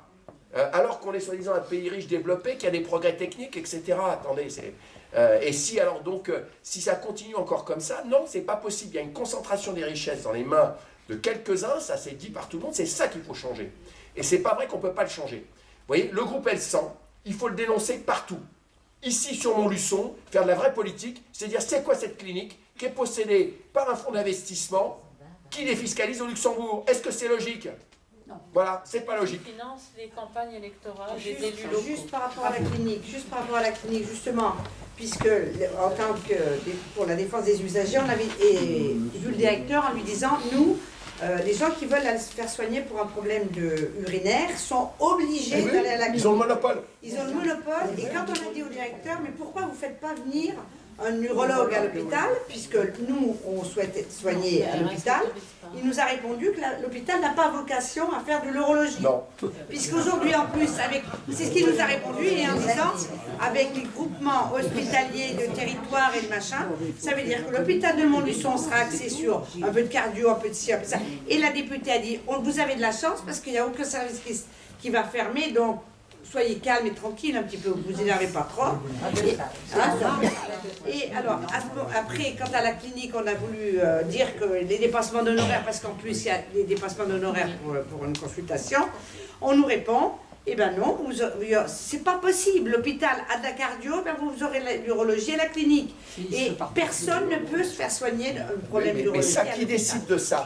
Eh ben on a aussi au niveau du gouvernement. Qui décide? C'est l'ARS, c'est l'Agence nationale de santé, puisque c'est des autorisations. Attendez, je vous dis, ce sont des autorisations, puisque pour pouvoir faire fonctionner une structure sanitaire, il faut avoir des autorisations d'activité qui sont renouvelées régulièrement, tous les 4 à 5 ans. Donc, c'est l'ARS. L'ARS, c'est qui? C'est le gouvernement. Donc, on est passé d'une situation où il y avait clinique et hôpital. Bon, on avait le choix, mais les deux faisaient la même chose. Maintenant, c'est substitutif. Ça, y compris juridiquement, on peut le contester, c'est anticonstitutionnel. Parce que ce n'est pas substitutif. Parce que l'urologie, c'est systématiquement avec dépassement d'honoraires. Donc il y a une inégalité de traitement qui est due aux décisions d'organismes d'État. Donc c'est anticonstitutionnel. Y compris sur ce terrain-là, juridiquement, avec des associations de patients, on peut attaquer. Parce que le privé lucratif avec dépassement d'honoraires et le monopole d'activité sur un certain nombre de spécialités, eh bien, ça ne respecte pas la Constitution française aujourd'hui. On n'est pas assez teigneux sur les aspects juridiques. Au moins sur ce sujet-là, on devrait prendre exemple sur les Américains, attaquer l'État pour non-respect de l'égalité de traitement des citoyens en fonction de leur lieu de résidence. C'est-à-dire qu'aujourd'hui, si vous voulez avoir un urologue public, il faut aller à Clermont-Ferrand. Et voilà. Attendez, donc ça pose un problème. Donc ça, c'est des décisions politiques. Pourquoi? Parce qu'il y a une segmentation de l'activité qui a été décidée. On donne au privé ce qui est rentable et on laisse au public ce qui n'est pas rentable, public dégradé. Parce que comment ils réfléchissent? Il faut être clair, hein, il faut être brutal. Parce qu'on est des bons chrétiens, on ne laissera pas les pauvres mourir dans la rue, mais on les accueillera dans un hôpital public très dégradé. Et pour les autres, quand vous avez de l'argent, ben vous allez à la clinique, et là, avec les dépassements d'honoraires, vous êtes bien soigné. Sauf que cette situation-là, on sait ce que ça donne. Tout à l'heure, Hélène l'a dit, notre espérance de vie diminue en France, là, depuis 3 ans. Mais ce qui est encore plus grave, c'est le creusement des inégalités. Alors que depuis 40 ans, le différentiel d'espérance de vie entre ceux qui vivent plus longtemps, les instituteurs, les enseignants, les cadres, pas tous les cadres, enfin, parce que, mais, et puis les agents de service, les ouvriers, alors que ça diminuait, ça réaugmente. Ça réaugmente. Donc le problème, équité, égalité, c'est un thème aussi sur lequel on pourrait discuter. Quand vous avez une différence d'espérance de vie qui va maintenant, qui a plus de 7 ans, qui va atteindre 8 ans, est-ce que c'est logique que tout le monde prenne sa retraite à la même date, au même âge? Ben non. Ben non, parce que ça veut dire quoi? Ben ça veut dire que c'est les plus défavorisés qui payent la retraite des plus favorisés. Parce que c'est ça concrètement ce que ça veut dire. Hein, voilà. Donc il arrive un moment donné, ça faut le dire. Faut le dire, parce que si là, on reste sur le débat tel qu'il nous est présenté dans les médias, la fameuse retraite par points qui va tout nous régler, pareil, bon, ouais. Non, il faut qu'on s'arme pour pouvoir contredire et dire ça, il nous monte.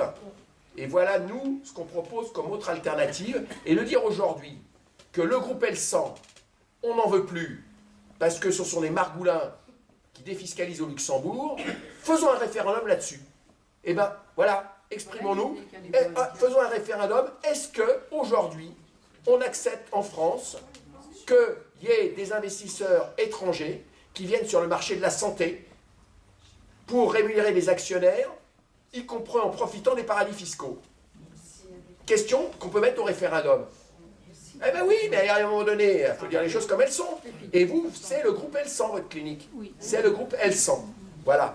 Donc, ça, il faut le mettre sur la place publique. Ce sont des pourris, le groupe L100. Ce sont des pourris, il faut le dire. Après, bien sûr, ça a provoqué débat. Mais moi, je ne suis pas pour le consensus. Hein. Moi, mes collègues médecins qui ne seront pas contents à la clinique, je suis prêt à aller discuter avec eux et de leur expliquer la vie. Hein. Parce que, oui, ils ont choisi la facilité. Mais il arrive un moment donné, eh bien, si ça nuit à la majorité, eh bien, il faut supprimer ce qui nuit à la majorité. Voilà. C'est jusqu'à présent, on a d'énormes difficultés pour qu'on dise les choses comme ça dans les villes concernées, mais le problème, c'est que c'est difficile quand vous êtes patient. Vous avez le droit de refuser des dépassements d'honoraires, vous avez le droit. Mais quand vous êtes face au médecin, il y a une telle asymétrie de pouvoir, vous êtes malade, c'est difficile. Hormis quelques militants qui disent non, je ne peux pas, puis le médecin est obligé de ne pas demander de dépassement d'honoraires, vous payez. Vous payez. Et donc, humainement, c'est scandaleux quand même. Parce qu'il a ses tarifs bloqués par la sécurité sociale, eh bien, il prend des dépassements d'honoraires sur le patient. Et ce qui est témoignage en plus, c'est que des fois, ils répondent qu'ils n'opèrent pas, si tu ne payes pas, je ne t'opère pas. Alors ça, s'ils vous disent ça, vous pouvez porter plainte au Conseil de l'Ordre, et il sera condamné. Je voulais juste, je vais repasser, excusez-moi, juste répondre aussi sur par rapport à une question qui avait été posée sur les coûts inutiles, enfin dépenses inutiles, les histoires des accidents avec des prothèses, avec des médicaments, etc., etc. Je pense que là-dessus aussi, on a des propositions. Alors après, il faut qu'on les avance, il faut qu'on les fasse connaître.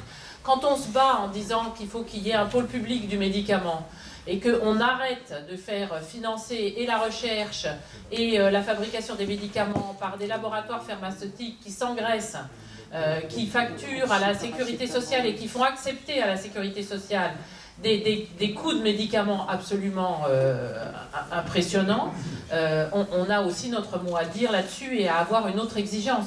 Pour les prothèses, c'est pareil, c'est pas forcément nous, usagers, qui allons dire quelque chose sur les prothèses ou même sur la pertinence d'un médicament, mais si on travaille encore une fois avec les soignants, les médecins, etc., on est en droit d'avoir des exigences par rapport à ça et d'avoir un contrôle aussi, c'est-à-dire que quand on disait tout à l'heure avoir des commissions locales, départementales, régionales où il y ait des usagers, enfin des citoyens, pardon, des citoyens, des élus, des professionnels de santé. Ça veut dire qu'on est dans l'expression des besoins, mais ça veut dire aussi qu'il faut aussi être là et rester vigilant sur l'aspect contrôle. Hein, c'est-à-dire que si à un moment donné, ce qui est mis en place ne correspond pas aux besoins, ben, pouvoir aussi le dire tout de suite et intervenir et faire corriger le tir. Voilà. Oups, voilà. Juste sur la fin de vie, j'en ai pour 20 secondes. La question qui a été posée sur la fin de vie, je pense que c'est aussi une question, quelque part, c'est peut-être malheureux à dire, mais de rapport de force. Aujourd'hui, on est juste dans une législation sur l'acharnement, enfin par rapport à l'acharnement thérapeutique. Aujourd'hui, on n'est pas sur une possibilité d'un suicide assisté pour quelqu'un qui pourrait le décider. Ce qui veut dire que des gens vont à l'étranger pour faire ça, ce qui est quand même pas tout à fait normal.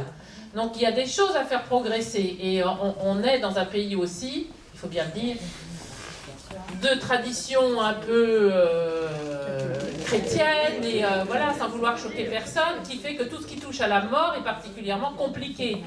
Mais on a aussi là-dessus des propositions et il faut pouvoir les avancer. Il faut pouvoir en discuter aussi, parce que ce qui touche à la mort, souvent on a du mal. Hein, donc je pense qu'on a aussi des choses à dire et des exigences. C'est encore aussi, hein, Christophe le disait, c'est notre corps, c'est notre couenne.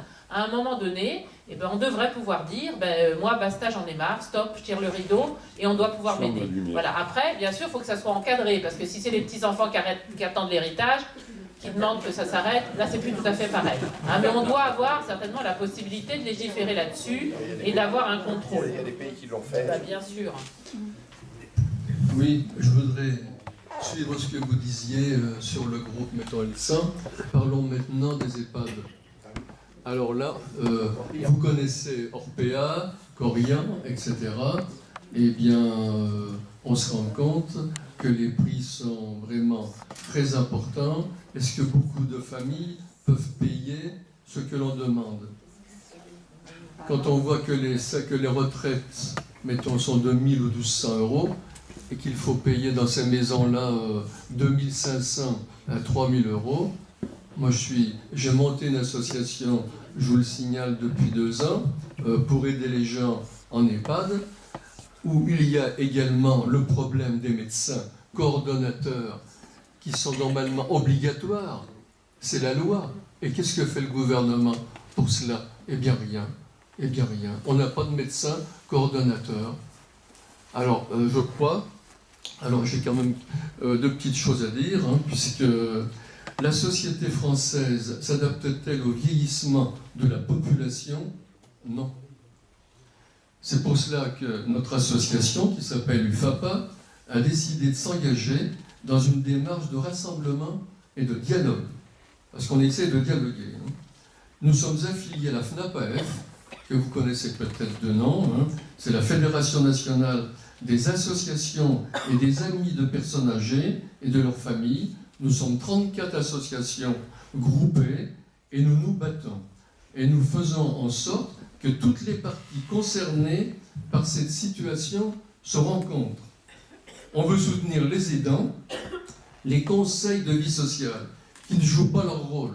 Certains doivent connaître ce que c'est que le conseil de vie sociale dans un EHPAD, mais le conseil de vie sociale n'a pas les moyens de jouer son rôle entièrement. Non. On veut dialoguer avec les directions, les professionnels, rencontrer les tutelles, justement. Les tutelles, l'ARS et le conseil départemental. Parce que personnellement, moi j'ai eu affaire à ces gens-là, on m'a dit passez votre chemin. Et c'est pour cela que, en association, comme vous l'avez dit, il faut se grouper, il faut s'unir. On aura peut-être quand même plus de chance. De toute façon, je pense qu'il faut trouver des solutions pour améliorer les aides aux personnes restant à domicile, améliorer les conditions de vie en EHPAD, qui ne sont pas toujours faciles. C'est possible. Il faut le faire. On n'a pas le choix.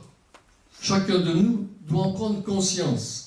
C'est un soutien que nous devons à nos aînés fragilisés par l'âge ou la maladie. Voilà. On essaie de se battre, on continue. Cette année, nous avons rencontré 6 directions. On a maintenant une vue sur 1000 résidents dans 6 EHPAD, dans l'Allier. Et maintenant, on va faire une synthèse et on va remonter cela auprès de l'ARS et du conseil départemental. Et on va aller voir les députés, les sénateurs du département. Voilà. Et je précise bien que nous sommes aidés par la FNAPAF, n'est-ce pas? Et alors pour finir, notre assemblée générale se tiendra le 23 mars, ici même, à partir de 9h15, 9h30. Et je vous remercie d'avance si vous pouvez nous aider. Merci.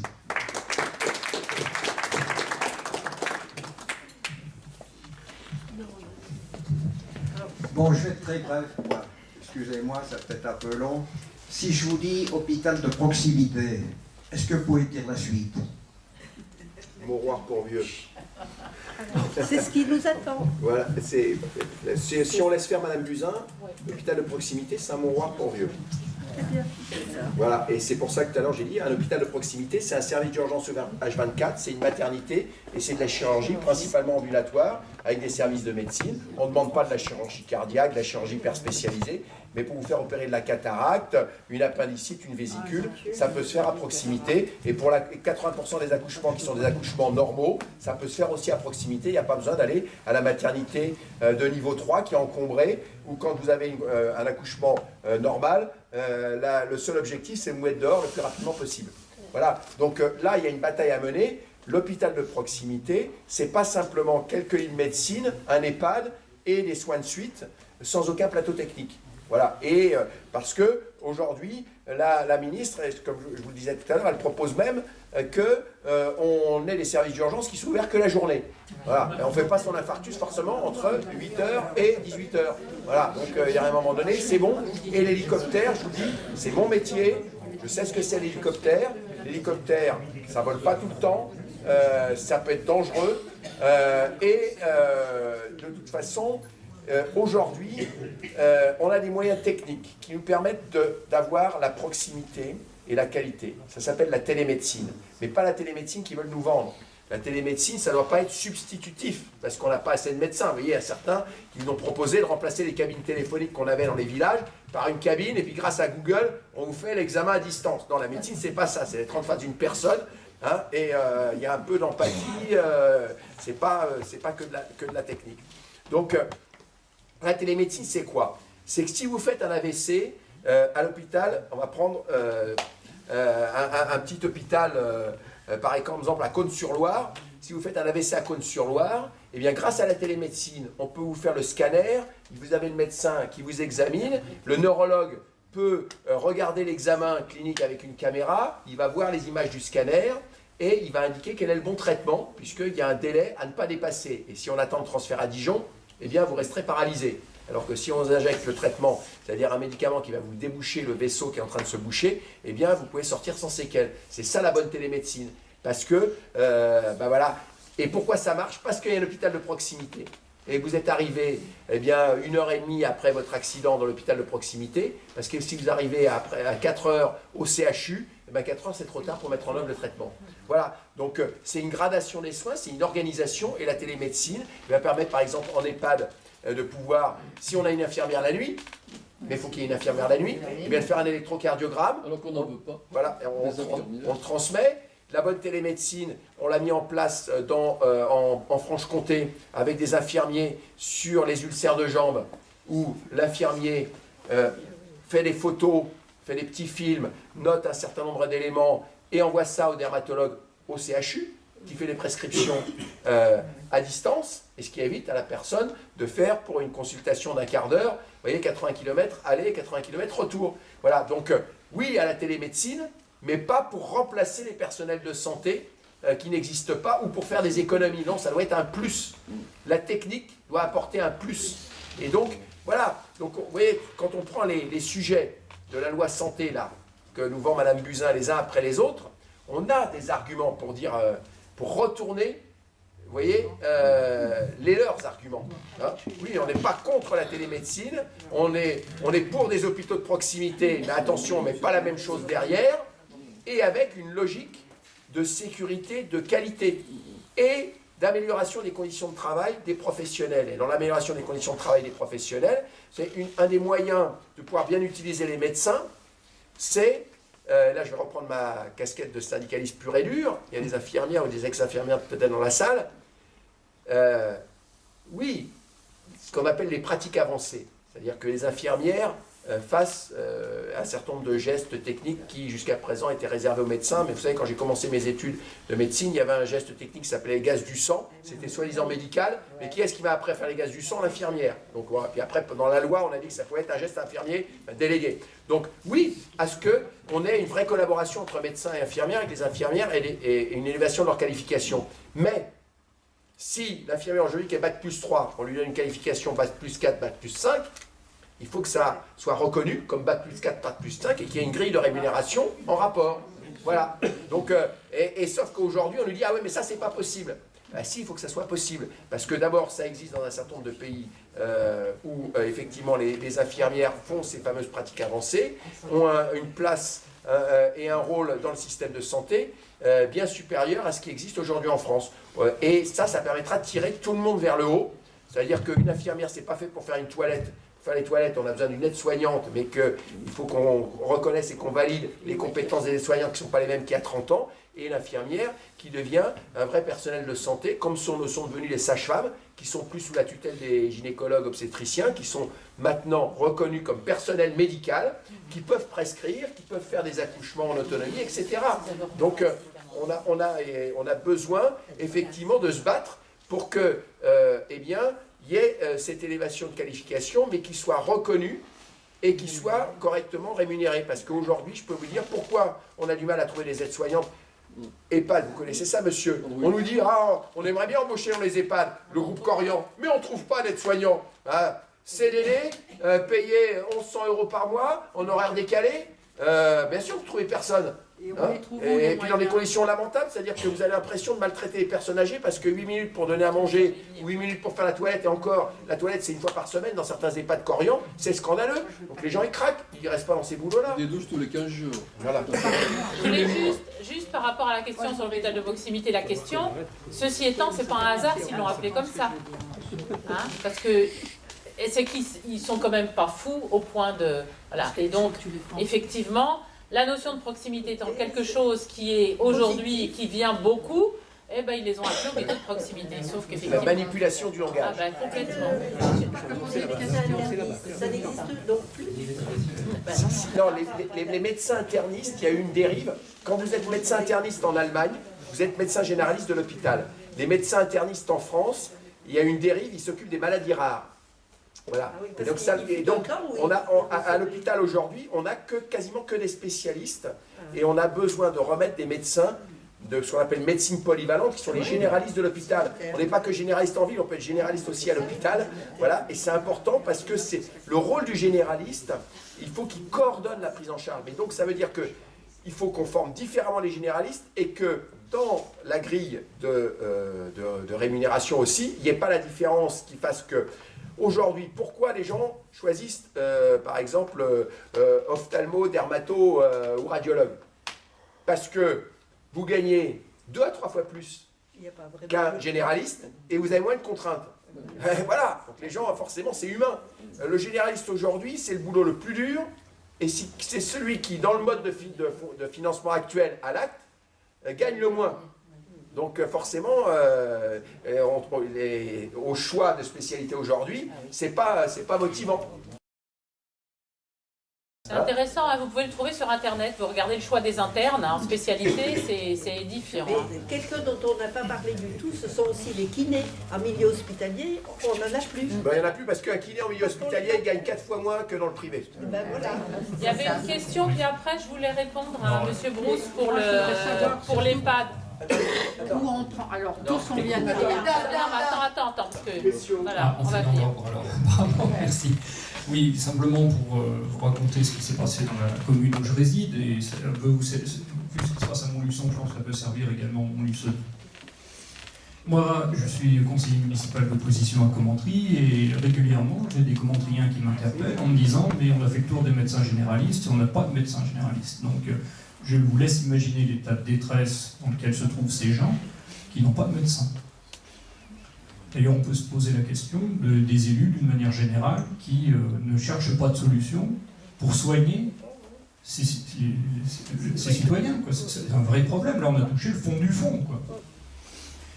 Et ce problème-là à Commentry, j'ai même des Montluçonnais qui m'en parlent, parce que j'ai une Montluçonnaise qui m'a dit qu'elle n'avait pas trouvé de dentiste pour son enfant la semaine. Hein. Alors, qu'est-ce qui s'est passé dans la commune où je réside? Au moment des élections municipales, on avait fait une proposition d'un centre de santé avec l'expertise de Madame et de Gérard Barra. On a travaillé ce projet. Et au moment des élections, je pense que la municipalité en place a pris peur parce qu'elle s'est dit voilà un sujet sensible et il faut contrecarrer ce projet-là. Et donc ils ont trouvé une solution assez simple. Ils ont juste changé un mot. Et ça s'appelle pas centre de santé, ça s'appelle maison de santé, et ils ont créé une maison de santé. Ils ont même fait mieux, ils ont créé une maison de bonne santé, puisque depuis 5 ans, il n'y a pas de médecin. Alors, pourquoi il n'y a pas de médecin? Voilà une question qui s'est posée, d'ailleurs, qui a fait débat pendant les municipales, puisque mon opposant m'a dit « mais nous, on ne veut pas opposer médecine libérale et médecine salariale ». Je leur fais remarquer d'ailleurs que quand il s'agit de mettre une école privée là où il y a les écoles publiques, là on oppose l'un à l'autre et ça pose de problème à personne. Enfin, pas à eux en tout cas. Donc c'est un argument qui ne tient pas, et de toute façon, on a bien vu le résultat, pas de médecin. Aujourd'hui, les collectivités locales sont démarchées par des chasseurs de tête qui viennent nous dire « nous, on va vous trouver un médecin, mais vous me donnerez une enveloppe, et puis le médecin aussi, vous lui donnerez une enveloppe. » Et il s'engage à rester 1 an. Autant vous dire qu'il ne restera pas plus d'1 an, parce que dans 1 an, il ira le placer ailleurs. Voilà où on en est réduit. Il y a quelques semaines, le maire de la commune annonce qu'il a trouvé un médecin. Il n'est pas venu.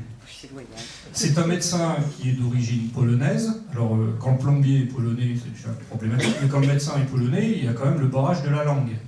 Ce qui pose problème. Mais on était quand même bien content qu'il arrive. On a un comité de jumelage, on a tout ce qu'il faut pour faciliter la langue, et bien sûr qu'en libéral ou en salarial, bon, on était prêt à l'accueillir. Quand on est malade, avant tout, on veut se soigner. Après, il y a des solutions qui sont meilleures que d'autres, mais bon, je vais expliquer, je vais jusqu'au bout du raisonnement, je vais expliquer pourquoi ça ne marche pas. Quand ce médecin a été annoncé, j'ai fait un petit sondage aux gens de Commentry qui n'ont pas de médecin à Commentry. Et je leur pose la question, je leur dis, est-ce que vous allez aller dans son cabinet s'il arrive? Ils me disent non. Vous savez pourquoi? C'est pas le barrage de la langue, hein, du tout. C'est qu'ils me disent, le médecin que j'ai eu beaucoup de mal à trouver à Montluçon, si je le quitte pour aller à Commentry et que l'autre dans 6 mois il part, qu'est-ce que je fais? Donc vous voyez, ça veut dire que cette médecine-là, ces maisons de santé avec une médecine libérale, c'est pas viable. C'est pas viable. Aujourd'hui, on aurait un centre de santé avec un médecin salarié, là ça rassurerait la population. Et ça rééquilibrerait la patientèle sur le bassin. Donc voilà un argument de plus qui fait que même si on trouve une maison, même si on trouve un médecin, même si ce médecin, il n'y a pas le barrage de la langue, eh bien ça peut ne pas fonctionner. Donc à mon avis, il n'y a pas d'avenir dans les maisons de santé. Alors quand je vois à Montluçon que maintenant vous êtes également en situation de tension, qu'il y a des débats entre centres de santé et maisons de santé, moi je mets en garde, à mon avis, la maison de santé, c'est un gouffre. Depuis 5 ans, la commune de Commentry a investi dans une maison de santé avec l'idée qu'elle allait remplir avec des médecins, qu'elle allait payer un loyer et équilibrer les comptes de la commune. Et bien depuis 5 ans, on paye les remboursements, bien évidemment, et on n'a pas de médecin. Voilà.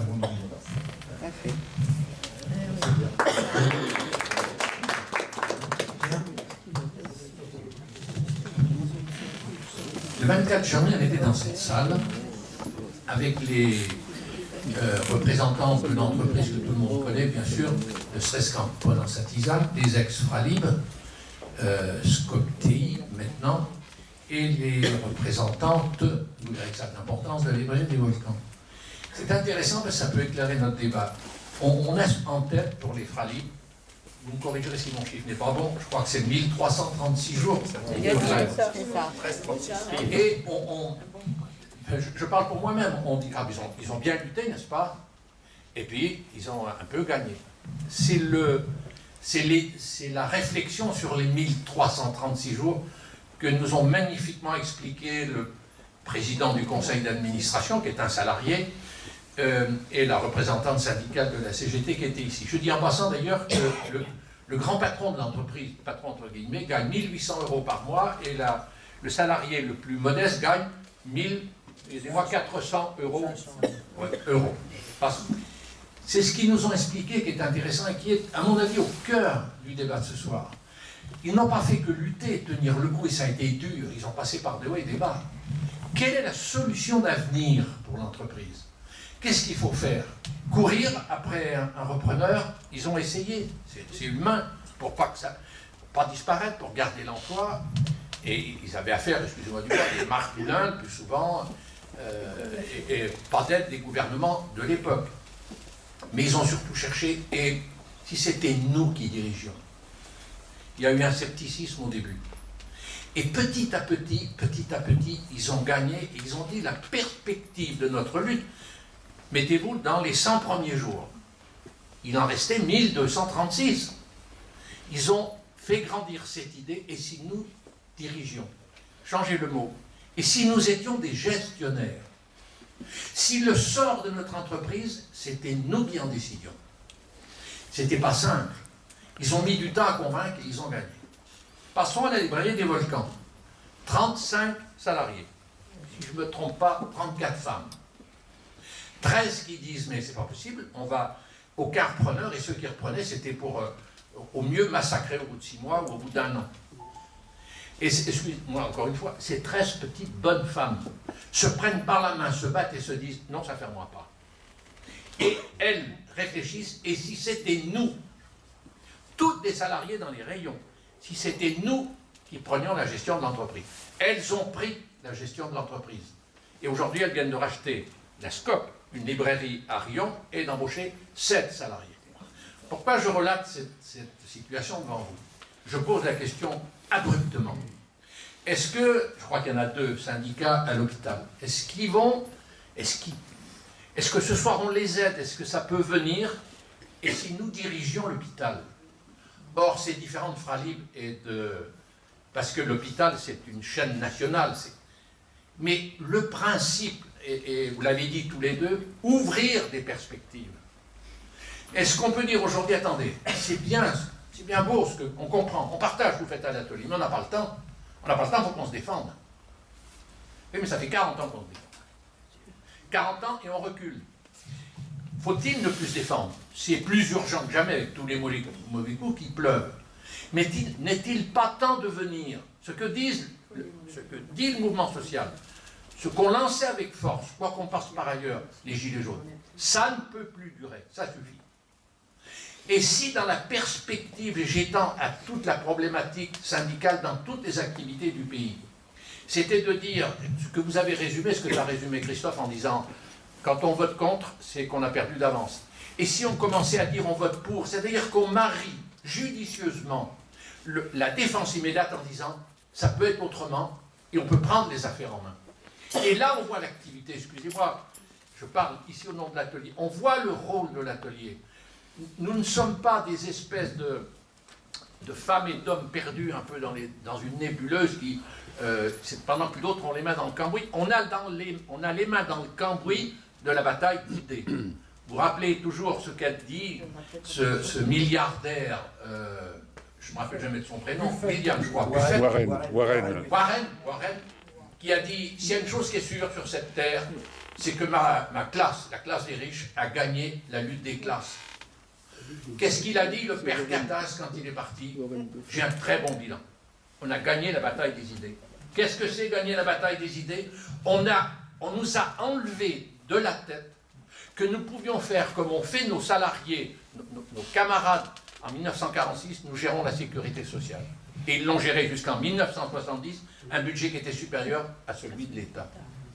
Donc l'objectif de ce soir, c'était de dire, et si nous ouvrions, nous sommes dans le secteur de l'hôpital, cette perspective de dire, on fait autrement. Il faudra être patient, c'est complexe, c'est pas dans je dis bien nos pratiques de lutte, etc. Mais c'est temps que ça vienne. Puisque je crois qu'on arrive un peu au bout, je voudrais, si vous le permettez, vous mettre l'eau à la bouche. Nous avons, compte tenu qu'il y a une situation extrêmement, comment dirais-je, extrêmement prenante actuellement en France. Il y a tout, sauf de la désespérance. Il en reste beaucoup trop. Mais il y a quand même il se passe des choses qui nourrissent l'idée de « et si c'était nous ?» Et si c'était nous?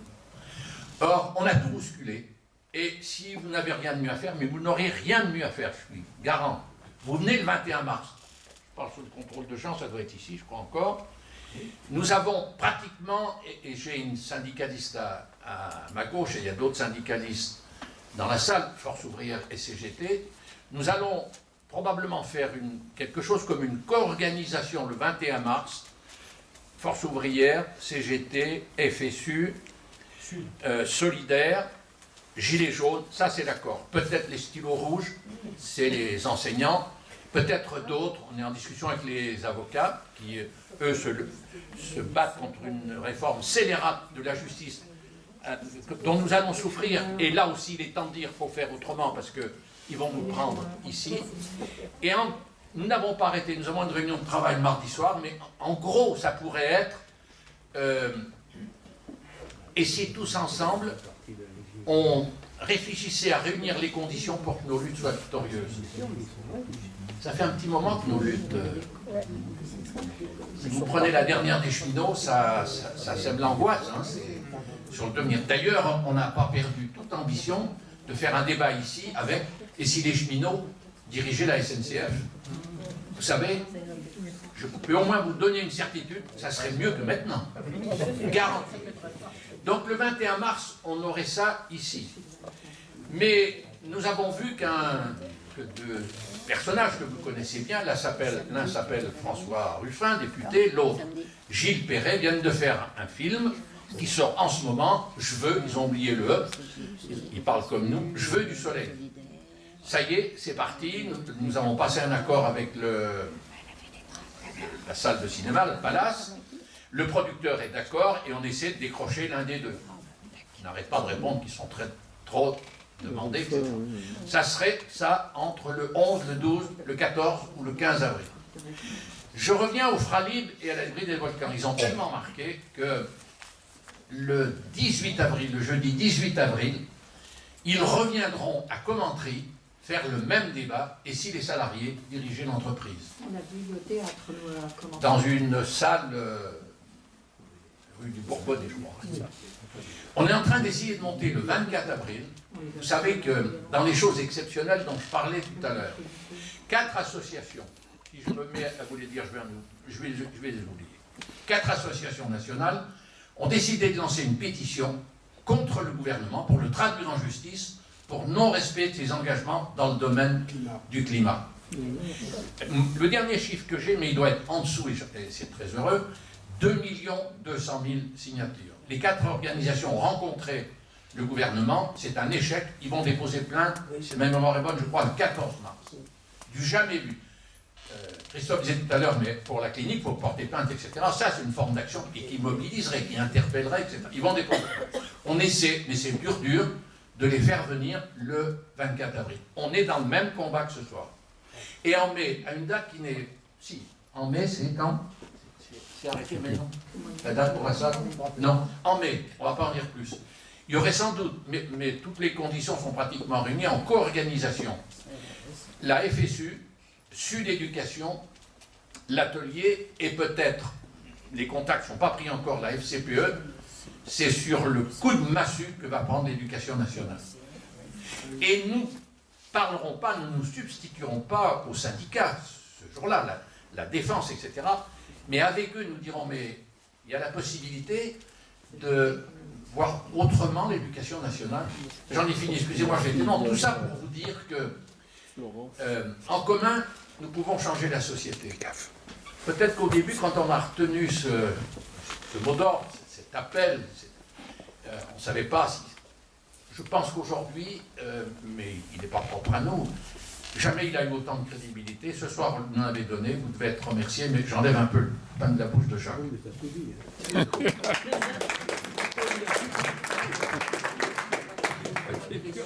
Si, rangez les chaises.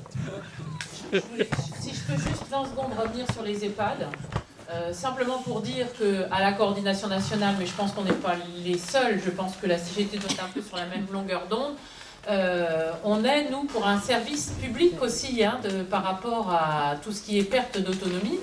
avec une prise en charge sécurité sociale, mais y compris aussi pour ce qui est intervention au domicile. C'est-à-dire qu'aujourd'hui, vous avez des gens qui viennent d'associations lambda, XY, etc., qui ne sont pas forcément formés, des gens précaires, etc., qu'on paye 3 francs 6 sous, qu'on fait venir à des horaires pas possibles, eh bien, ça mériterait la mise en place d'un véritable service public de l'aide à domicile. Et là, il y aura aussi de quoi faire, et les choses seraient certainement beaucoup mieux réglées que ce qu'elles ne sont aujourd'hui. Et je voulais dire aussi, dans ce qui avance, vous avez, je ne sais pas si vous avez vu, il y a eu quand même une grosse mobilisation sur le secteur de la psychiatrie. Donc il y a aujourd'hui un manifeste du printemps de la psychiatrie qui a été écrit avec des exigences des professionnels, mais également des patients de la psychiatrie sur ce que doit être la psychiatrie, revenir au secteur, à ce que c'était à une époque et qui est perdu aujourd'hui. Donc il y a beaucoup, ça bouillonne, hein, il va y avoir les états généraux des maternités au Blanc, le 22-23 mars, voilà. C'est de partout en ce moment que les propositions et les exigences fusent, et je pense qu'on est effectivement dans une période intéressante dont il faut se saisir.